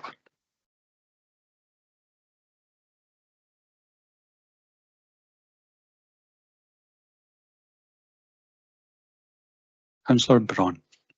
Thanks, Vice Mayor. Thank you for your deputation. You mentioned in it health and well-being of local people. Could you just expand on that a little bit?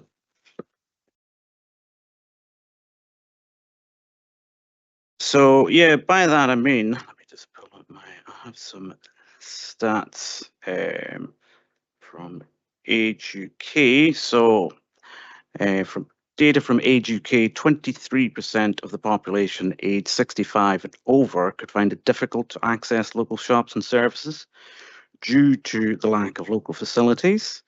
A new Aldi store could significantly reduce this percentage in the area. So the well-being, well, elderly people could get out within walking distance and get to the shop. Mr. Farn, there appears to be no further questions. You're free to go. Thank you.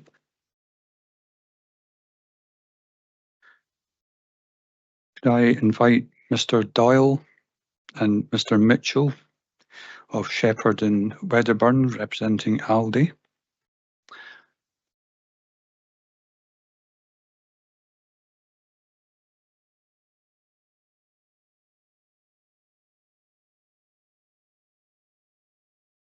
Good morning. My name's Andy Doyle and I'm the Real Estate Director for Aldi in Scotland. Thank you for affording me the opportunity to speak with you here today regarding the redetermination of a new store at Necessity Brae in Perth. As these proposals have been supported twice by this committee in 2022 and again in 2023, many of you will be aware of the context of this application. And so I will provide a brief recap before setting out some of the key aspects of the development and why we believe our application should and can be supported once again. We first held pre-application discussions with your officers over 5 years ago. I think that timescale underlines our long-term commitment to improving the Aldi shopping offer in Perth. The Glasgow Road store is one of our oldest and smallest in Scotland, and as a successful business, we must continue to invest in our stores and provide our local customers with the offer that is representative across the rest of GB in order for us to remain competitive in a local market.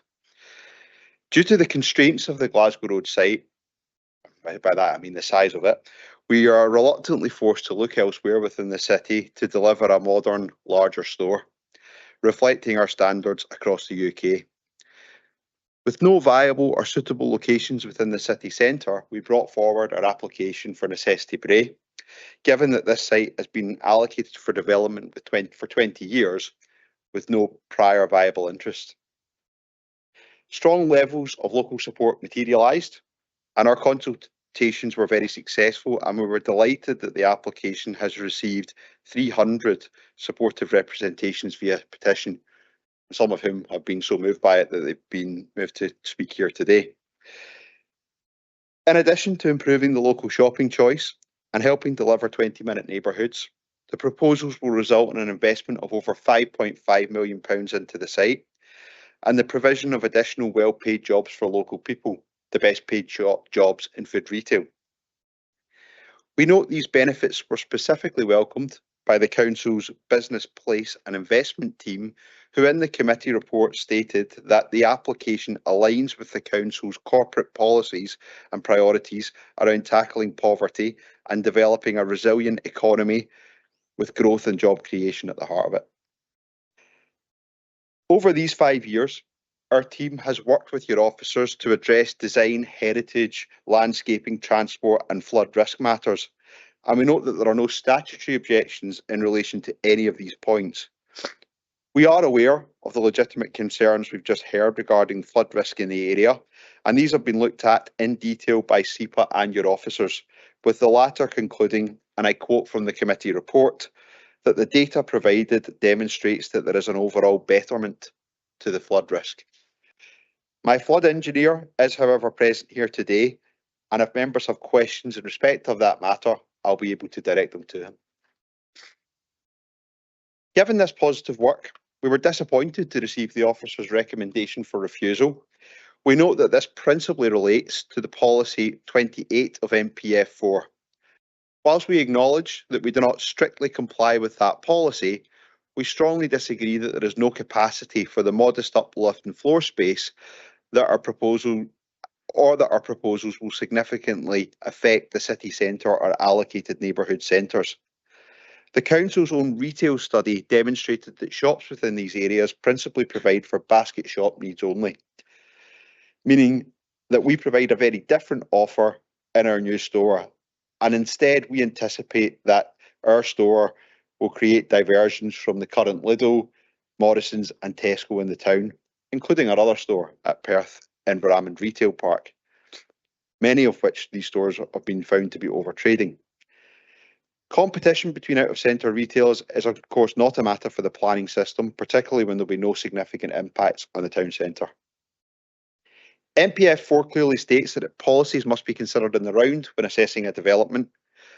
Our planning application satisfies a range of key other policies, including policies on brownfield land, sustainable transport and local living. There are therefore substantial policy grounds for supporting these proposals, notwithstanding policy 28, and there are also important material considerations, as mentioned earlier, that we believe strongly support the grant of this application. Given the previous court judgment, I'm going to hand over to our planning lawyer, Fraser Mitchell, to say a few words that I hope will provide you with a helpful steer in your deliberations. Thank you. Andy, thank you, convener, and thank you, committee. I appreciate that it is slightly unusual for a solicitor to provide a part of a deputation, but given the legal background to this application, my appearance today is really just to assist with any concerns that you may have in connection with determining this application. By way of background, Lord Richardson's court decision dealt with the way in which the application had previously been considered, specifically finding that the proposal could not be considered small scale. However, Lord Richardson did not turn his mind to the merits of the application and rightly made no comment on that. ALDI accepts that the application does not comply with the strict terms of Policy 28. However, that does not mean that it cannot be supported. Planning legislation, the courts, and National Planning Framework 4 all explain that an application should be determined in accordance with the development plan unless material considerations indicate otherwise. This requires planning judgment, which means the development plan must be read as a whole, with its policies weighed against material considerations. The Planning Minister and the Scottish Minister's Chief Planner have also confirmed that when carrying out this process, there is no hierarchy among policies, with no one policy of the development plan having greater weight than any other. This was clear in a recent letter to this council, in which the Planning Minister explained how NPF 4 should be used. And to quote the Minister, "As you will know, NPF 4 and the wider development plan must be considered as a whole, then taking account of material considerations when reaching a planning judgment on development proposals. This ensures our planning system is plan-led while retaining the necessary flexibility to consider all relevant matters and apply sound judgment in decision making. It's this approach that would enable you, if you were minded to support the application, to safely approve it. There are two broad examples of this. First, you may decide that the application's compliance with other policies of the development plan are sufficient to outweigh any breach, I should say, of policy 28 of NPF 4 and policy 13 of the LDP. Second, you may identify material considerations that support the grant of the application. And as an example of that, it may be its contribution to achieving net zero, its contribution to economic benefits, its alignment with the Council's priority of tackling poverty and developing a resilient economy, growth and job creation, and its a contribution to local living and the amenity of the area. Thank you.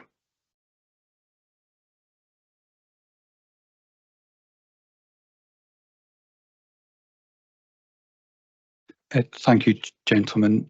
That's the deputation completed. Could I ask Mr.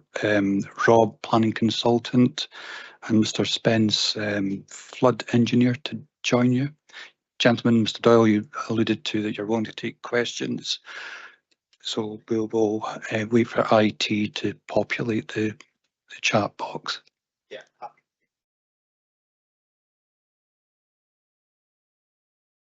Sorry, yeah, happy to take questions. I'll direct them accordingly. Just to introduce, we've got Fraser, who's obviously spoken, Stephen Robb, our planning consultant from Avison Young, and Gary Spence, our civils engineer from Stantec. I will maybe answer some questions myself, but if I'm feeling less brave and the questions are more nuanced, I may have to direct them accordingly. Hayley McLaren. Thank you. I think you'll manage this one, Mr. Doyle. Could you define what overtrading is? You know, you mentioned it in your deputation, but could you give us a bit more detail surrounding that? Thank you. Yeah, so as part of our planning application, and I'll bring Steve in a bit here, but we have to submit a retail impact assessment that studies retail trading patterns. And in our assessment, we did find that some of the big box retailers in Perth were over trading. I don't know if you want to add to that, Steve. Yeah, thank you. Yeah, essentially, there's an exercise that's undertaken where you do, as part of the retail assessment work, the council did a household shopping survey. So they interviewed, I can't remember the figure exactly, it might have been 1,000 people basically, and you understand where everybody's shopping, and through a certain methodology, you understand what the turnover of those stores would be formed by that shopping survey. What you do is then you compare that with their benchmark national average levels. So basically, if a similar store anywhere in the UK would expect to have this turnover, if you compare the two, if the survey showed it was trading higher, then you consider that to be over trading. So essentially, it indicates that the stores are performing more successfully than you would expect based on a UK average level. And it's something that not only our assessment concluded, but the council's own retail study concluded as well. And I've got a quote from that if you would want to hear it, if that's okay. Essentially, this is in terms of looking at future store development. At paragraph 8.13, it says, in reality, should proposals for new food store development come forward, these are likely to be supported in expenditure terms by attracting market share from existing convenience goods floor space, including but not limited to non-central, so that means out-of-centre stores, which, as set out in section 6 previously, dominate the catchment area. Market shares are estimated to be over trading relative to benchmark levels. So this is a conclusion of the council's own study. Councillor Harvey. Thank you, Vice Convener. It's actually a follow-up to Bailey McLaren's question, and probably yourself to answer it. So I asked this of your competitors in March as well too, and about overtrading, and I understand the concept of it. In the fact of this application, can you explain how that is relevant to your application in layman's terms, obviously? Yeah, of course, I'll certainly try. It's essentially, I think the position taken as as part of the reason for refusal is that there is seen as being no capacity for more retail floor space within the city, and it also is there's a conclusion in there that somehow it's going to have the proposals would have an impact on the city centre or other neighbourhood centres within the area. The reason overtrading is important is because it's an indication that there is actually space, because if you look at that overtrading as a volume, essentially that's almost capacity. And the council's retail study in 2014 and 2016 both used that as an example of demonstrating that there was capacity for future floor space, because essentially that is available almost as extra turnover that could be delivered through another store. So that's the relevance to that, is that essentially it suggests that a number of stores, including Aldi stores, actually Aldi stores at Glasgow Road is overtrading, Aldi stores in Inverarmon's overtrading, the Tesco store at figures here, Tesco store Edinburgh Road overtrading by 9 million. Now you put that in the context of an Aldi store where it's the uplift which is essentially what you need to model in terms of impact, because essentially the assumption is that all of the trade from the existing Glasgow Road store would go there. You then look at the floor space increase and what that would be in terms of additional turnover, and then look at the diversions, and what you're obviously trying to make sure is that you're not diverting from protected centres, so the city centre or neighbourhood centres.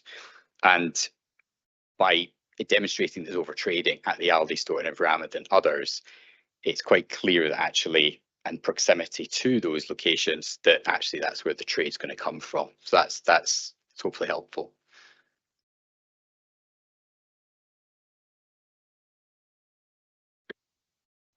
Quick follow-up. So just again, I clarify there. So you're basically saying it's not new shoppers, it's shoppers that will be diverted from elsewhere, from the other stores in town, from Morrison's, etc., and Aldi and Lidl to your proposed new store. Yes, correct. That's that. So we included a retail impact assessment, which modelled where those diversions are going to come from. From the city centre, I think we concluded it was 1.15% or something of that nature against the convenience turnover. And the convenience turnover for the city centre is about 13 to 15 million. That's not taking account of the 250 million of non-food that the city centre turnover is, so obviously those percentages would drop quite considerably. Councillor Braun. Thank you, Vice Convener. Thank you for your deputations and answer the questions. Looking at the paperwork we had before us, one of the conflicts is between the Perth retail study, which Perth and Ross have done, and your own assessment of the building. Without giving away too many commercial secrets, perhaps, I mean, how much are we looking at you investing in this site? I don't know if you want to answer that one. And secondly, how long will it take you to build out the site? Yeah, happy to address them. So we will be investing about £5.5 million in the redevelopment of the site, and then there's the additional jobs that we'll create. And I think we're probably going to be in the region of about 16 to 20 jobs. Obviously, that's dependent on how much busier the new store will be versus the existing store, because all of the existing staff will move across. So that's a little bit fluid, but until we get the doors open and we see how we trade. And in terms of the timescale for that, I mean, really as quickly as possible. As I said at the start, we first had pre-application discussions in 2019. I had a full head of dark hair at the start of that process. That's sadly no longer the case now.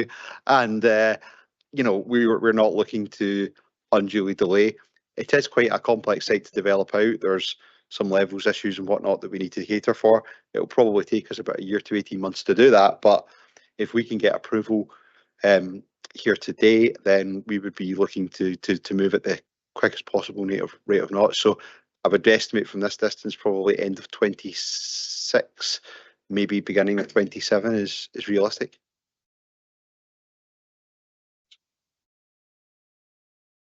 Councillor Allen. Thank you, Vice Convener, and thank you for your deputation and representation today. There's been a few statements about overtrading in various stores. I'm going to ask a double-edged question, really. One, is there confirmation that the other store will close? And in that scenario, does this balance over trading?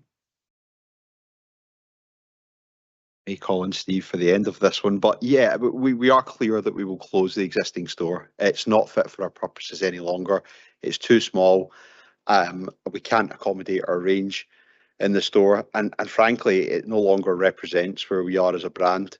We've got 2 or 3 of those sort of legacy stores left in Scotland, and we are trying to move beyond them in terms of what we present to the customer. So we will definitely close the store when we can get the new store open, and it will be a seamless transition. One will close 10 o'clock the night before, and the new store will open in the morning. That just means that we've got continuity of moving over staff and ease of operational activities.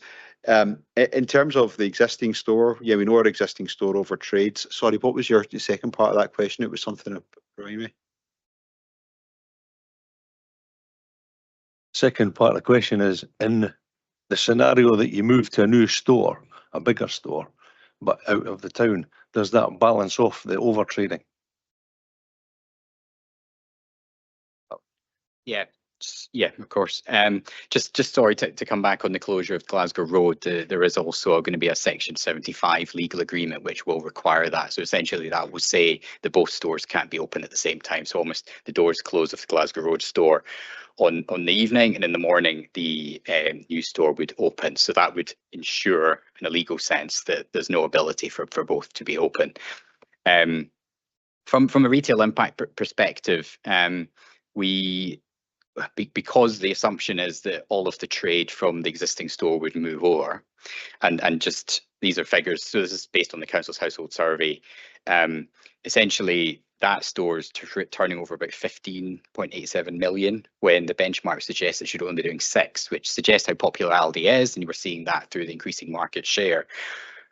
To be fair in the retail impact assessment, what we did, rather than just say, okay, well, it's going to trade at the same, there could be criticism of that because the floor space will be larger. What we did is we assessed what the additional uplift in turnover would be on top of that as a worst case scenario.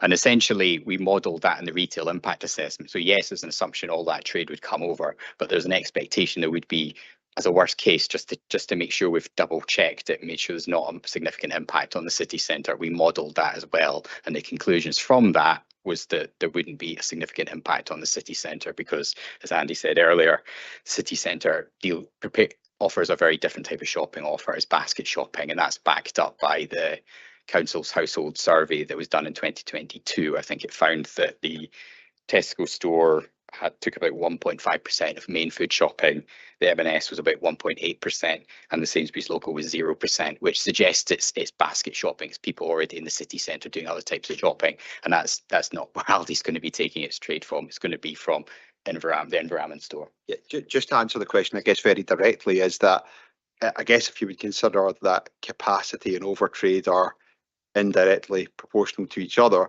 and the assertion, I think, is true that we will divert from other big box retail by comparison to the town centre, that we will lessen the overtrade of our competitors by opening this store.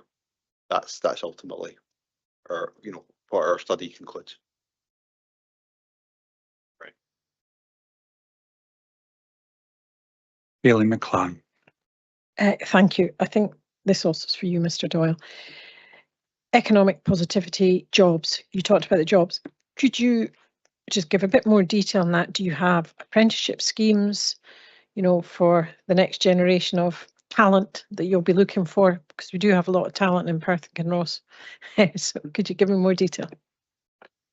Sure. I'll try and give you a little bit of detail. Whether it's enough, I don't know. I don't have all the details of our apprenticeship scheme, but I do know we offer one. It's one of the leading ones in the industry. It's been going successfully for a number of years now, and they take people on from the age of 16, and we've got a number of examples now where people have come through our apprenticeship scheme and made it all the way up from store assistant in at the ground to actually managing some of our stores in Scotland now.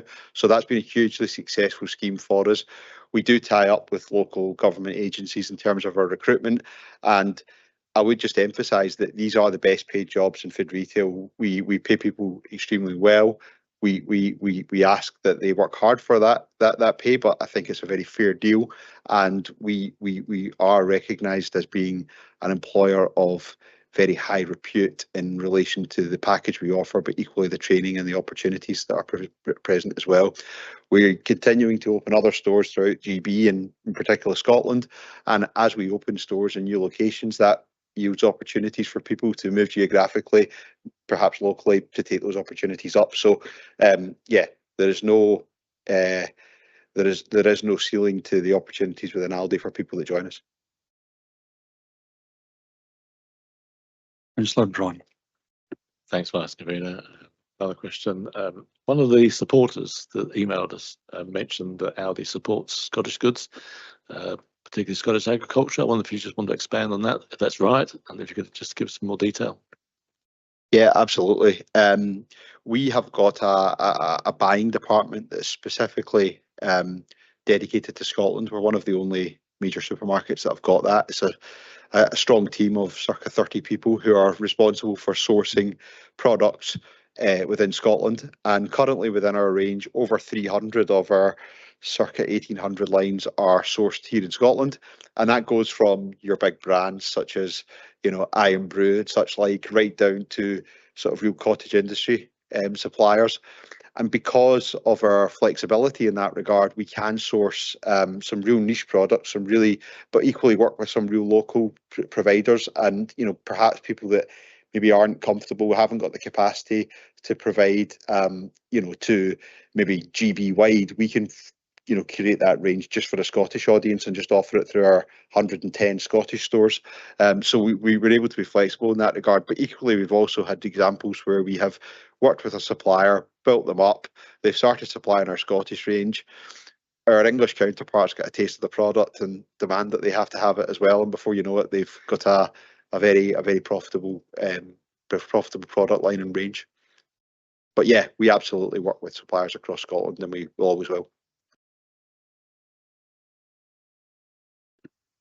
Mr. Farn alluded to city centre congestion, and in the report we read that there's at least one lorry delivery a day, and leading up to two probably during busy periods.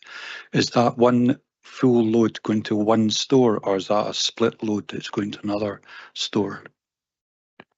No, that will be per store.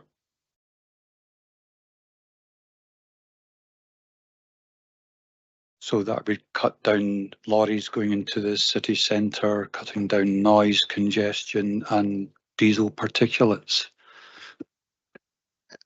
Absolutely, as well as obviously the customer journeys as well, that would instead be going to necessity bray. So yeah, absolutely, it would mitigate some of the impacts of congestion, or help mitigate some of the impacts of congestion in the town centre. I'll jump in again. Oh, no, we'll go to Bailey McLaren. Thank you. One last question, and it's to do with the overtrading conversation that's been happening. We have new housing developments that are opening up. Have these new properties, have these been taken into consideration in the requirements of retail for these? My understanding is no, because essentially what you do is you model from a base year, which is normally the current year, into the future as part of the council's retail study, and you do it over time. The information on population is typically drawn from Experian and population projections. They're pretty good at it, but my understanding is it didn't factor in specific allocations in the council's local development plan, but maybe one of the council's planning team might be able to just confirm that, because I wouldn't want to speak out of turn if that's not quite correct. Convener Massey. Thank you for your deputations. Earlier on, we heard a deputation from the Flooding Forum. I can't recall their exact name. They were concerned about the increased risk of flooding. Can you give me some detail of what you propose and how you feel that is going to negate any concerns that they have? Yes, so In the pre-development form of this site, there is a impermeable road and grassed areas. We've calculated the discharge rate into the downstream catchment of this area of land, and our proposed system will restrict flows and provide betterment of 77% at least on those flows. On, you saying on the flows from what? On the surface water discharge rate, yeah.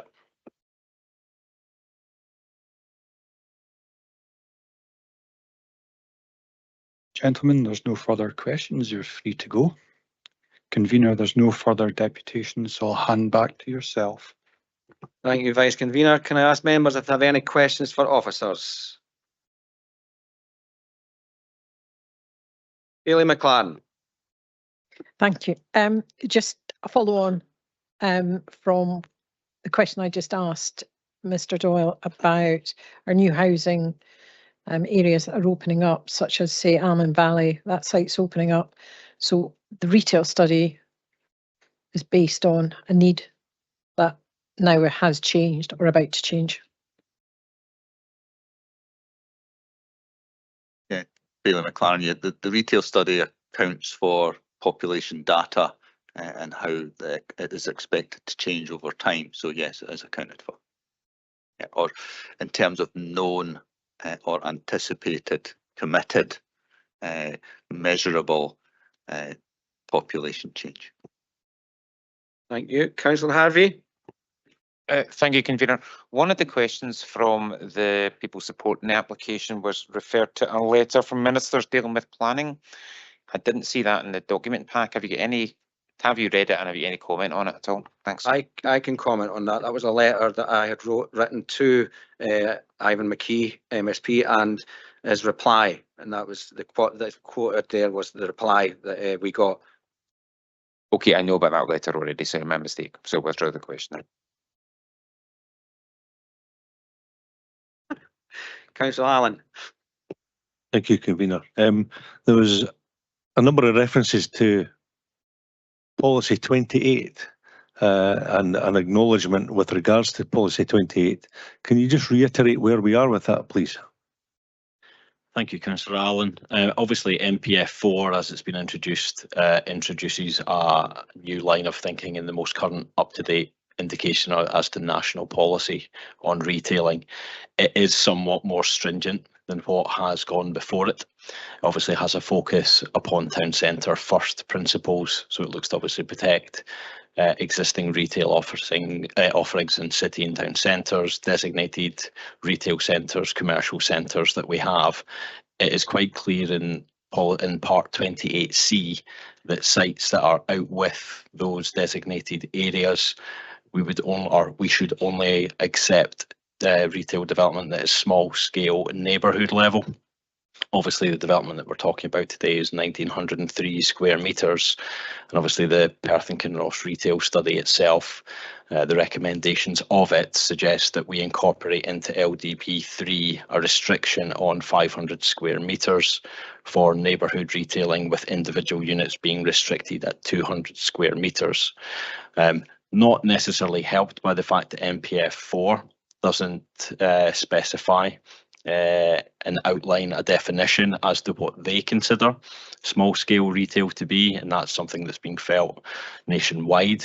But obviously we've got a retail study that is given that indication that there should be a restriction as to what is deemed neighbourhood level to meet for daily retailing needs, such as your newspapers, bread, milk, eggs, etc., taking cognizance of the scale and character of the area. So our stance is that, taking the findings of the judicial review and Lord Richardson's comments into account, we consider that it is contrary to Policy 28, and we didn't consider that the other policies of the development plan outweighed that policy. Thank you. Councillor Illingworth. Thank you. If this committee approves this application, what are the possible legal consequences? Thank you, Councillor Illingworth. Simply that the first step would be once everything is organised, a permission would be issued, and then it would be a matter for any other person whether they wish to challenge that again by judicial review. If there's no challenge, it moves ahead. But that's looking too far. You simply are assessing the application as it is at the moment in front of you. Thank you. Vice Convener Stewart. Thank you, Convener. I'd like to ask a question about this site. It's been on the open market for a number of years. Could I just clarify how many years it's been on the open market? Thank you, Councillor Stewart. Certainly just from some of the wider kind of research I've done on the site and being aware, you know, the whole site has been subject to different types of development in the past. The area across the road at Arthur Park was demolished, I think, circa 2008, 2009, obviously subsequently delivered for housing. This part of the site, which was looking at employment and business, there was the hotel and training centre for Aviva, which was located slightly further to the southwest. It was demolished around about 10 years ago. But obviously aspects of the site have been marketed during that period, so it has been a long time that it has been on the market and not come forward for alternative use. Thank you, Councillor Braun. Yep, thanks, Convener. We've heard one of the objectors talked about it, the issue of flooding, and I just wonder what our officers thought about these issues. I know we've said in the paper we're not concerned, but given the comments of the objector, what is our thoughts, maybe our own flooding officers? Thank you, Councillor Braun. Yeah, obviously as part of the proposals we need to assess the impacts on flooding, etc. Clearly has been a widespread issue around the Scouring-Burn, Craigieburn catchment area. There undoubtedly have been instances of flooding. What we have to do in this instance is assess the specific impacts of this development on flood risk. In this instance, we are satisfied, as are SEPA and our colleagues in flooding, that there would be no detriment from a flood risk perspective. And as we've heard today from the flooding engineer, as a consequence of the SUDS features that would be integrated into the proposal, there would be significant betterment in terms of surface water runoff. So no objections from that perspective. Thank you, Councillor Cuthbert. Thank you, Convener. I'm kind of minded to move for an approval of this application, but I was wanting some advice in terms of the legals on this, because clearly Section 28 prevents this happening. That's it's out with what they're asking for here. My own view on Section Policy 28 is that it's like shutting the door after the horse has bolted. I can understand why the Scottish Government's put it in place, but if you look at Perth, most of the large retail, the Class 1 food stores are on the outside of the town. So what I'm wondering, I was listening to what was said by the legal advisor there, saying that one policy doesn't outweigh another, and it's a question of, are there other policies that might be sufficient to pass this? And I'm really looking for advice in terms of, is it cumulative ones that we can come up with? What would you recommend? Oh, I can't really recommend anything. You have to make your mind up based on the merits. But what I would say legally is to reiterate that you are looking at the whole of the development plan. You have to look at the strength of those policies. I wouldn't necessarily say that one doesn't outweigh the other. You have to look at the strength of the individual policies. And of course, quite clearly, which is accepted, as I understand it, by the applicants, that this is contrary to Policy 28 retail, and it is a retail application. You have to look at the other policies. So the first exercise you're doing is you're deciding whether, looking at the development plan in the round, whether you would still consider grant, despite the issues with Policy 28. The other way of looking at it is accepting it's contrary to the development plan, whether there are other material considerations which would justify a grant. Now that would be out with the retail aspect, is clearly contrary to Policy 28. So you're looking for something else. I would indicate that would be out with the retail aspects. And generally kind of a wee bit beyond the development plan itself. So that's as much as I can say at the moment, but in a sense you're a wee bit ahead of yourself, because we're into that'll come through in the debate. Vice Convener Stewart. Thank you. Thinking that this is about a previous application and there's a section 75 in place, is that still applicable to this application? Thank you, Councillor Stewart. Yes, obviously the previous application, a determination had been made and a Section 75 legal agreement had been registered. That is still in place at present. What we would have to do if there were an outcome contrary to recommendation is just double check as to whether the content of that Section 75 would require any amendment. Just obviously following on from its previous consideration. But yeah, there's a Section 75 in place there, and it could still potentially be utilised. Thank you. Councillor James. Yeah, sorry for the late request, Convener. Looking at this, everything sort of centres around policy 28, and probably a question for Mr. Elliott.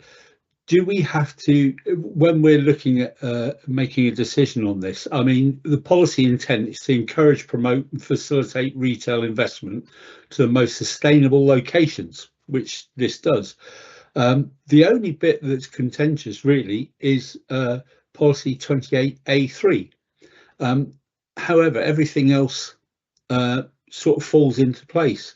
Now, if their condition is to close the previous store and open this, the increase in floor space only sort of increases by less than 500 square meters.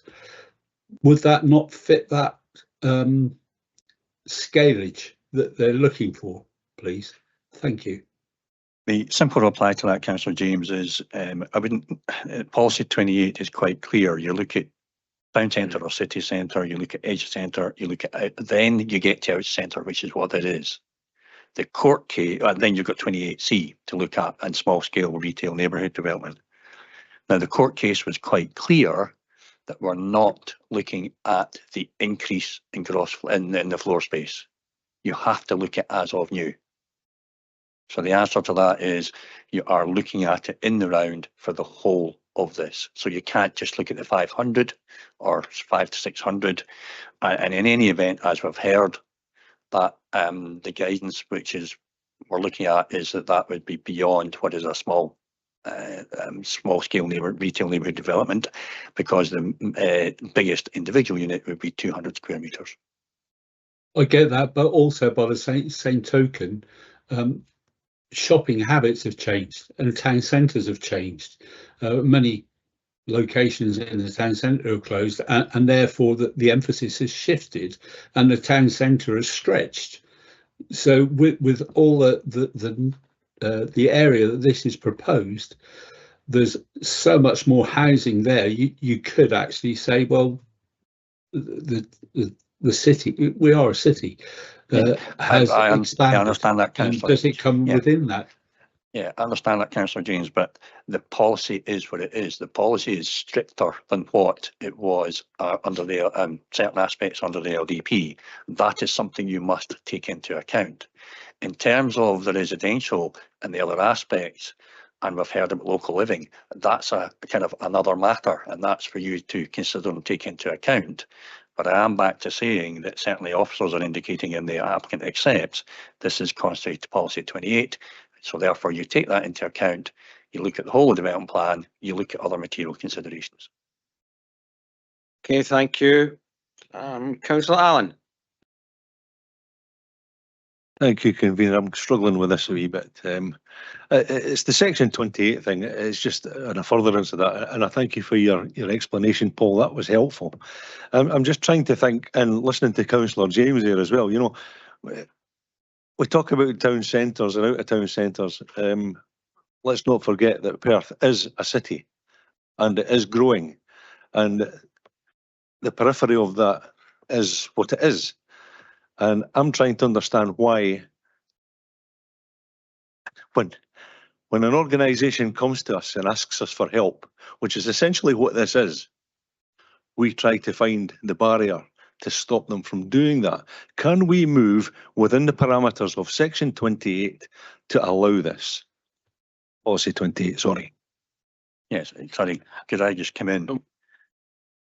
The one thing I would advise you is not to put in your own views on matters in terms of city centre, etc.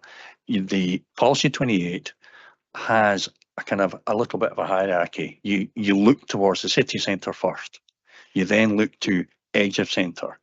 The difficulty is when you come out with that, and this is, as the existing story is as well, incidentally, as we've heard mention of, this is out of centre, and the policy is strict in saying that only then you look at small scale retail neighbourhood development. If you're so within policy 28, I'm stressing again that officers are saying it's contrary to policy 28. Court did as well, of course, and the applicant accepts that. So I'm back to saying that you would take that into account. You then look at the other policies in the development plan, and you can also look at other material considerations for you to weight as to what you think is important. But it is within the context of policy 28 being that there's a breach here.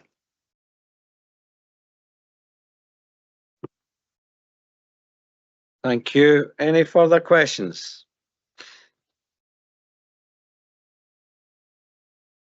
No further questions, then can I ask for a motion? Which I will put forward myself.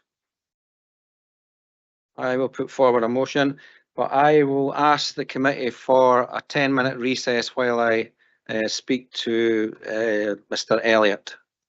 If that's okay, thank you.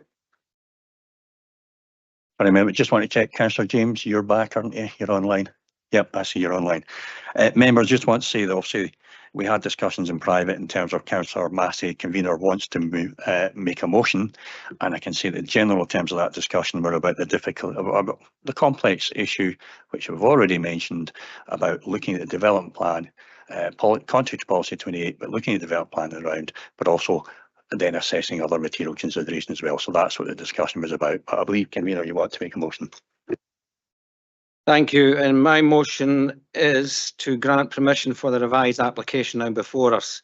Having read the report and listened to the deputations and officers, as members, you will be aware of the Court Session 24 decision which quashed our original planning consent following a legal challenge by Tesco. The court concluded that the proposal did not meet the definition of small-scale neighbourhood retail development under Policy 28C of National Planning Framework MPF 4.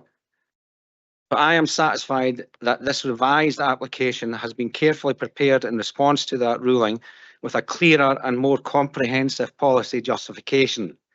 And I'm also satisfied that the proposal addresses all relevant technical matters, including potential flooding and drainage issues.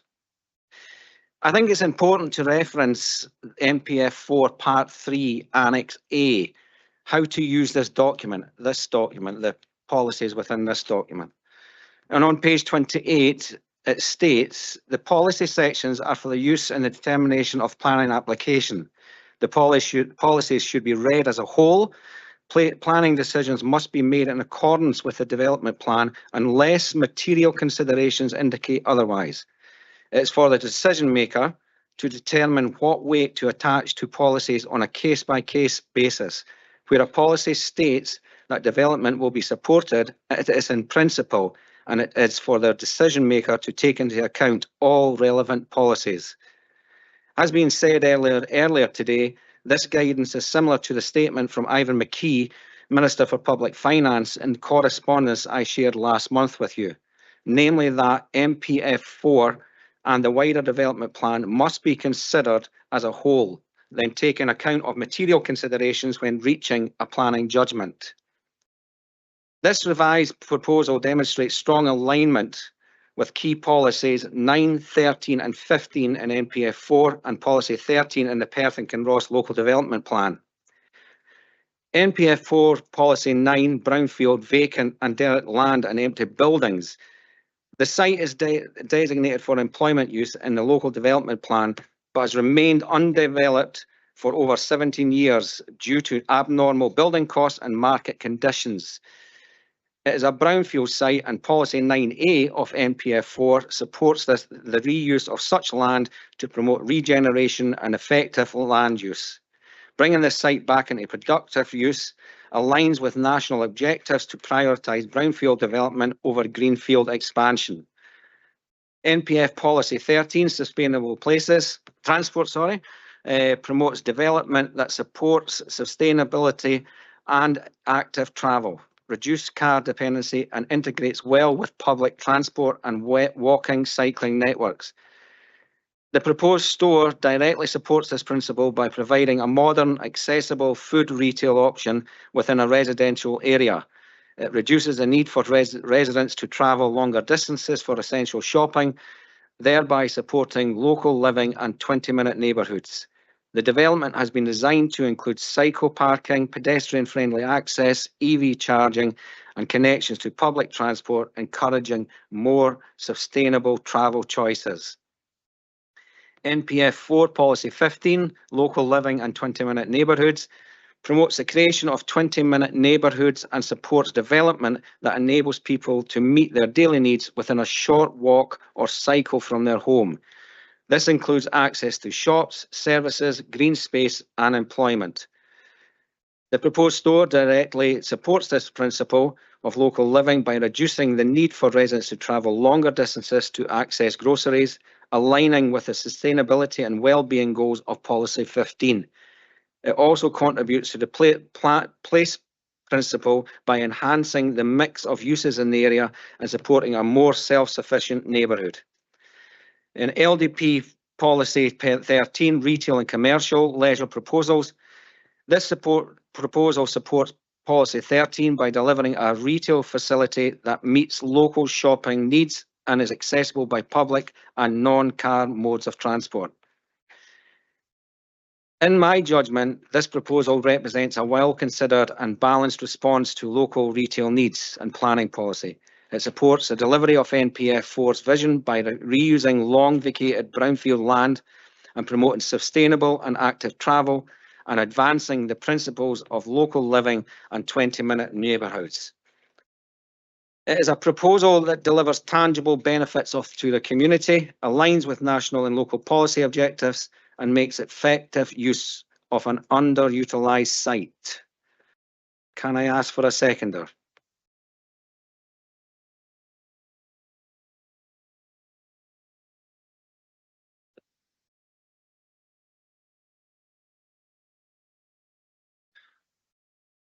Having listened to the balanced deputation from the deputation themselves and the way that was put forward by yourself, Councillor Massey, I'm happy to second. Thank you.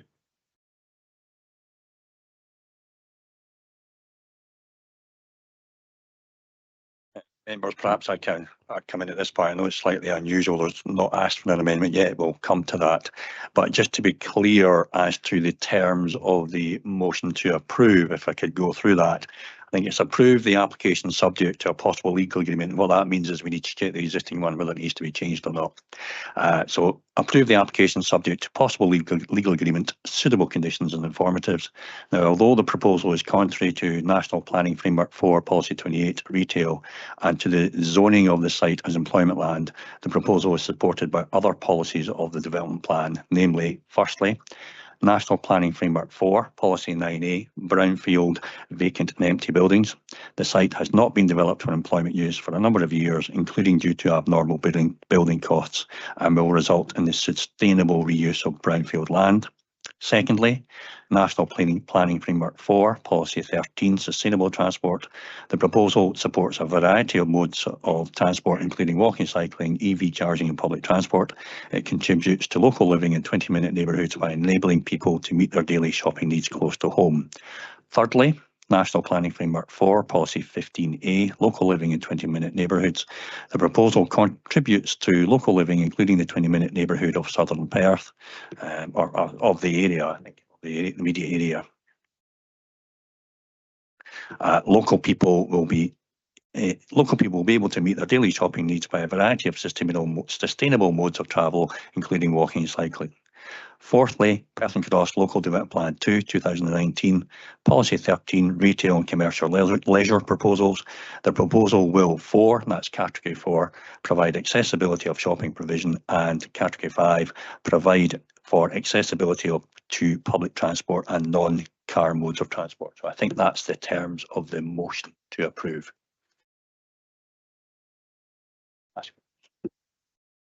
Thank you. Can I ask if there's an amendment? Councillor Harvey. Thanks, convener. I'm probably swimming against the stream here, but yeah, I put an amendment to accept the officer's recommendation to refuse the application. I think it's policy 28 is pretty clear, as this is not allowed by, or sorry, not as contrary to policy 28. I think some of the other reasons are valid, but I don't think any of them outweigh the characteristics of policy 28. I think particularly the 20-minute neighbourhood, that this kind of development was not what was definitely intimated within that. However, I'll see if I've got a seconder. Thanks. Can I ask if there's a seconder for Councillor Harvey's amendment?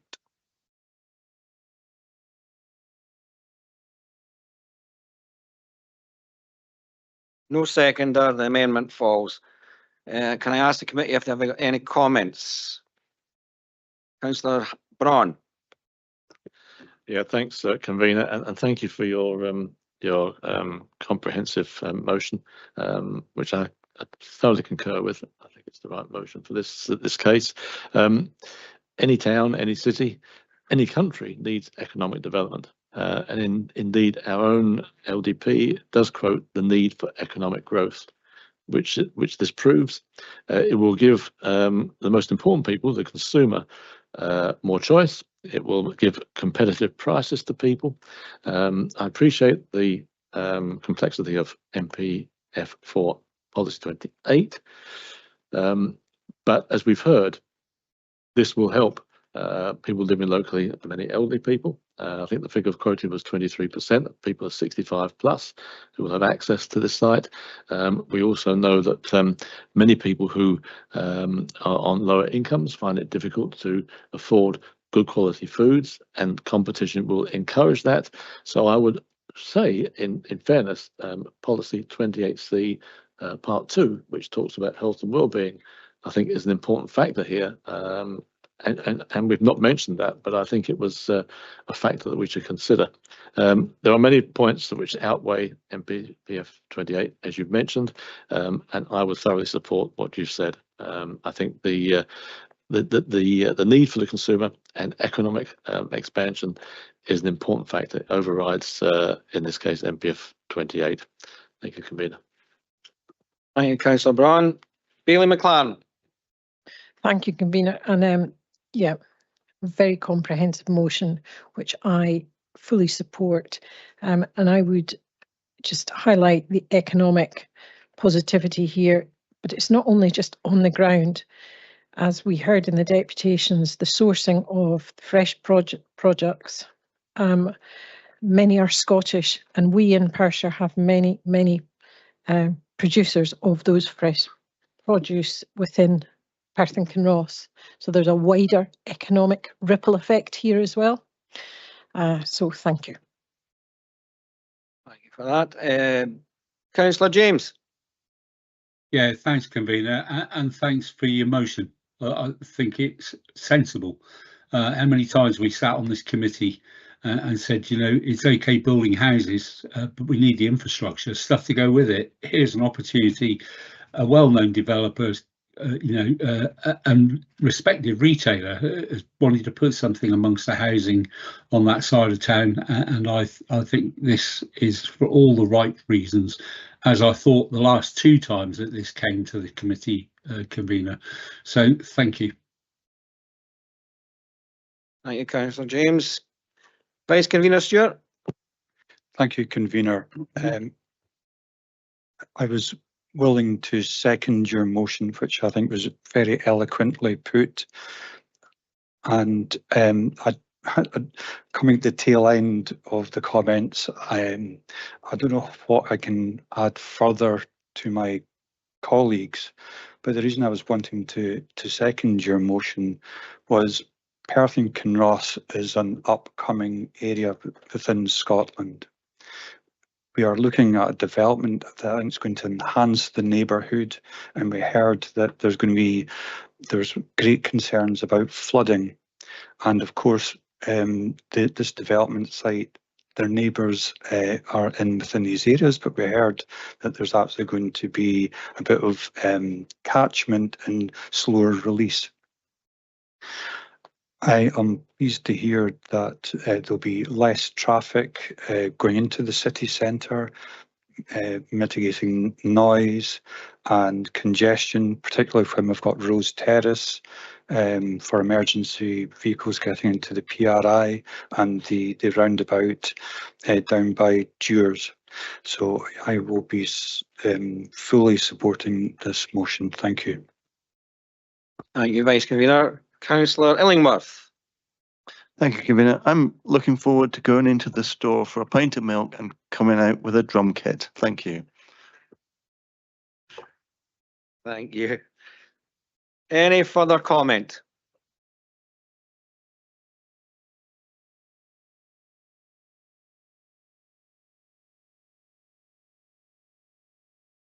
Just to say, members, that of course you're granting subject suitable conditions. Of course, there were a previous suite of conditions. Those will need to be revised and looked at and updated. But of course, officers can kind of draft those up, and they will come in to the next set of minutes for your approval. And I think we may obviously, you having made the motion, Commissioner, may obviously speak to you about those conditions anyway, just to make sure you're content with them. Yes, I'm happy content with that, as I assume that Councillor Allen is. Thank you. No further comment. Therefore, planning permission is granted, subject to the amended conditions and new conditions, if there are any. Thank you. Okay, we'll now move on to the final item today, which is the proposal of application notice, PAN, and it's a proposed demolition, redevelopment and enlargement of a poultry farm, associated infrastructure and works at Balado Bridge, Poultry Farm, Balado. And to support us, not me.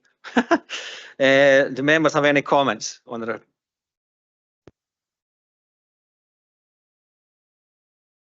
Councillor Cuthbert.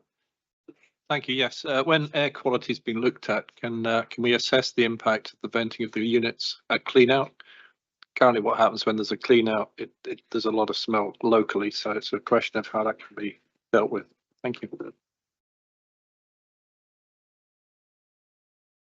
Any further comment?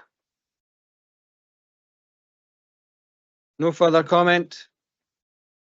Okay, that was the final item for today. Thank you very much for your attendance, and thank you everyone that's watched online and for the deputations. Thank you.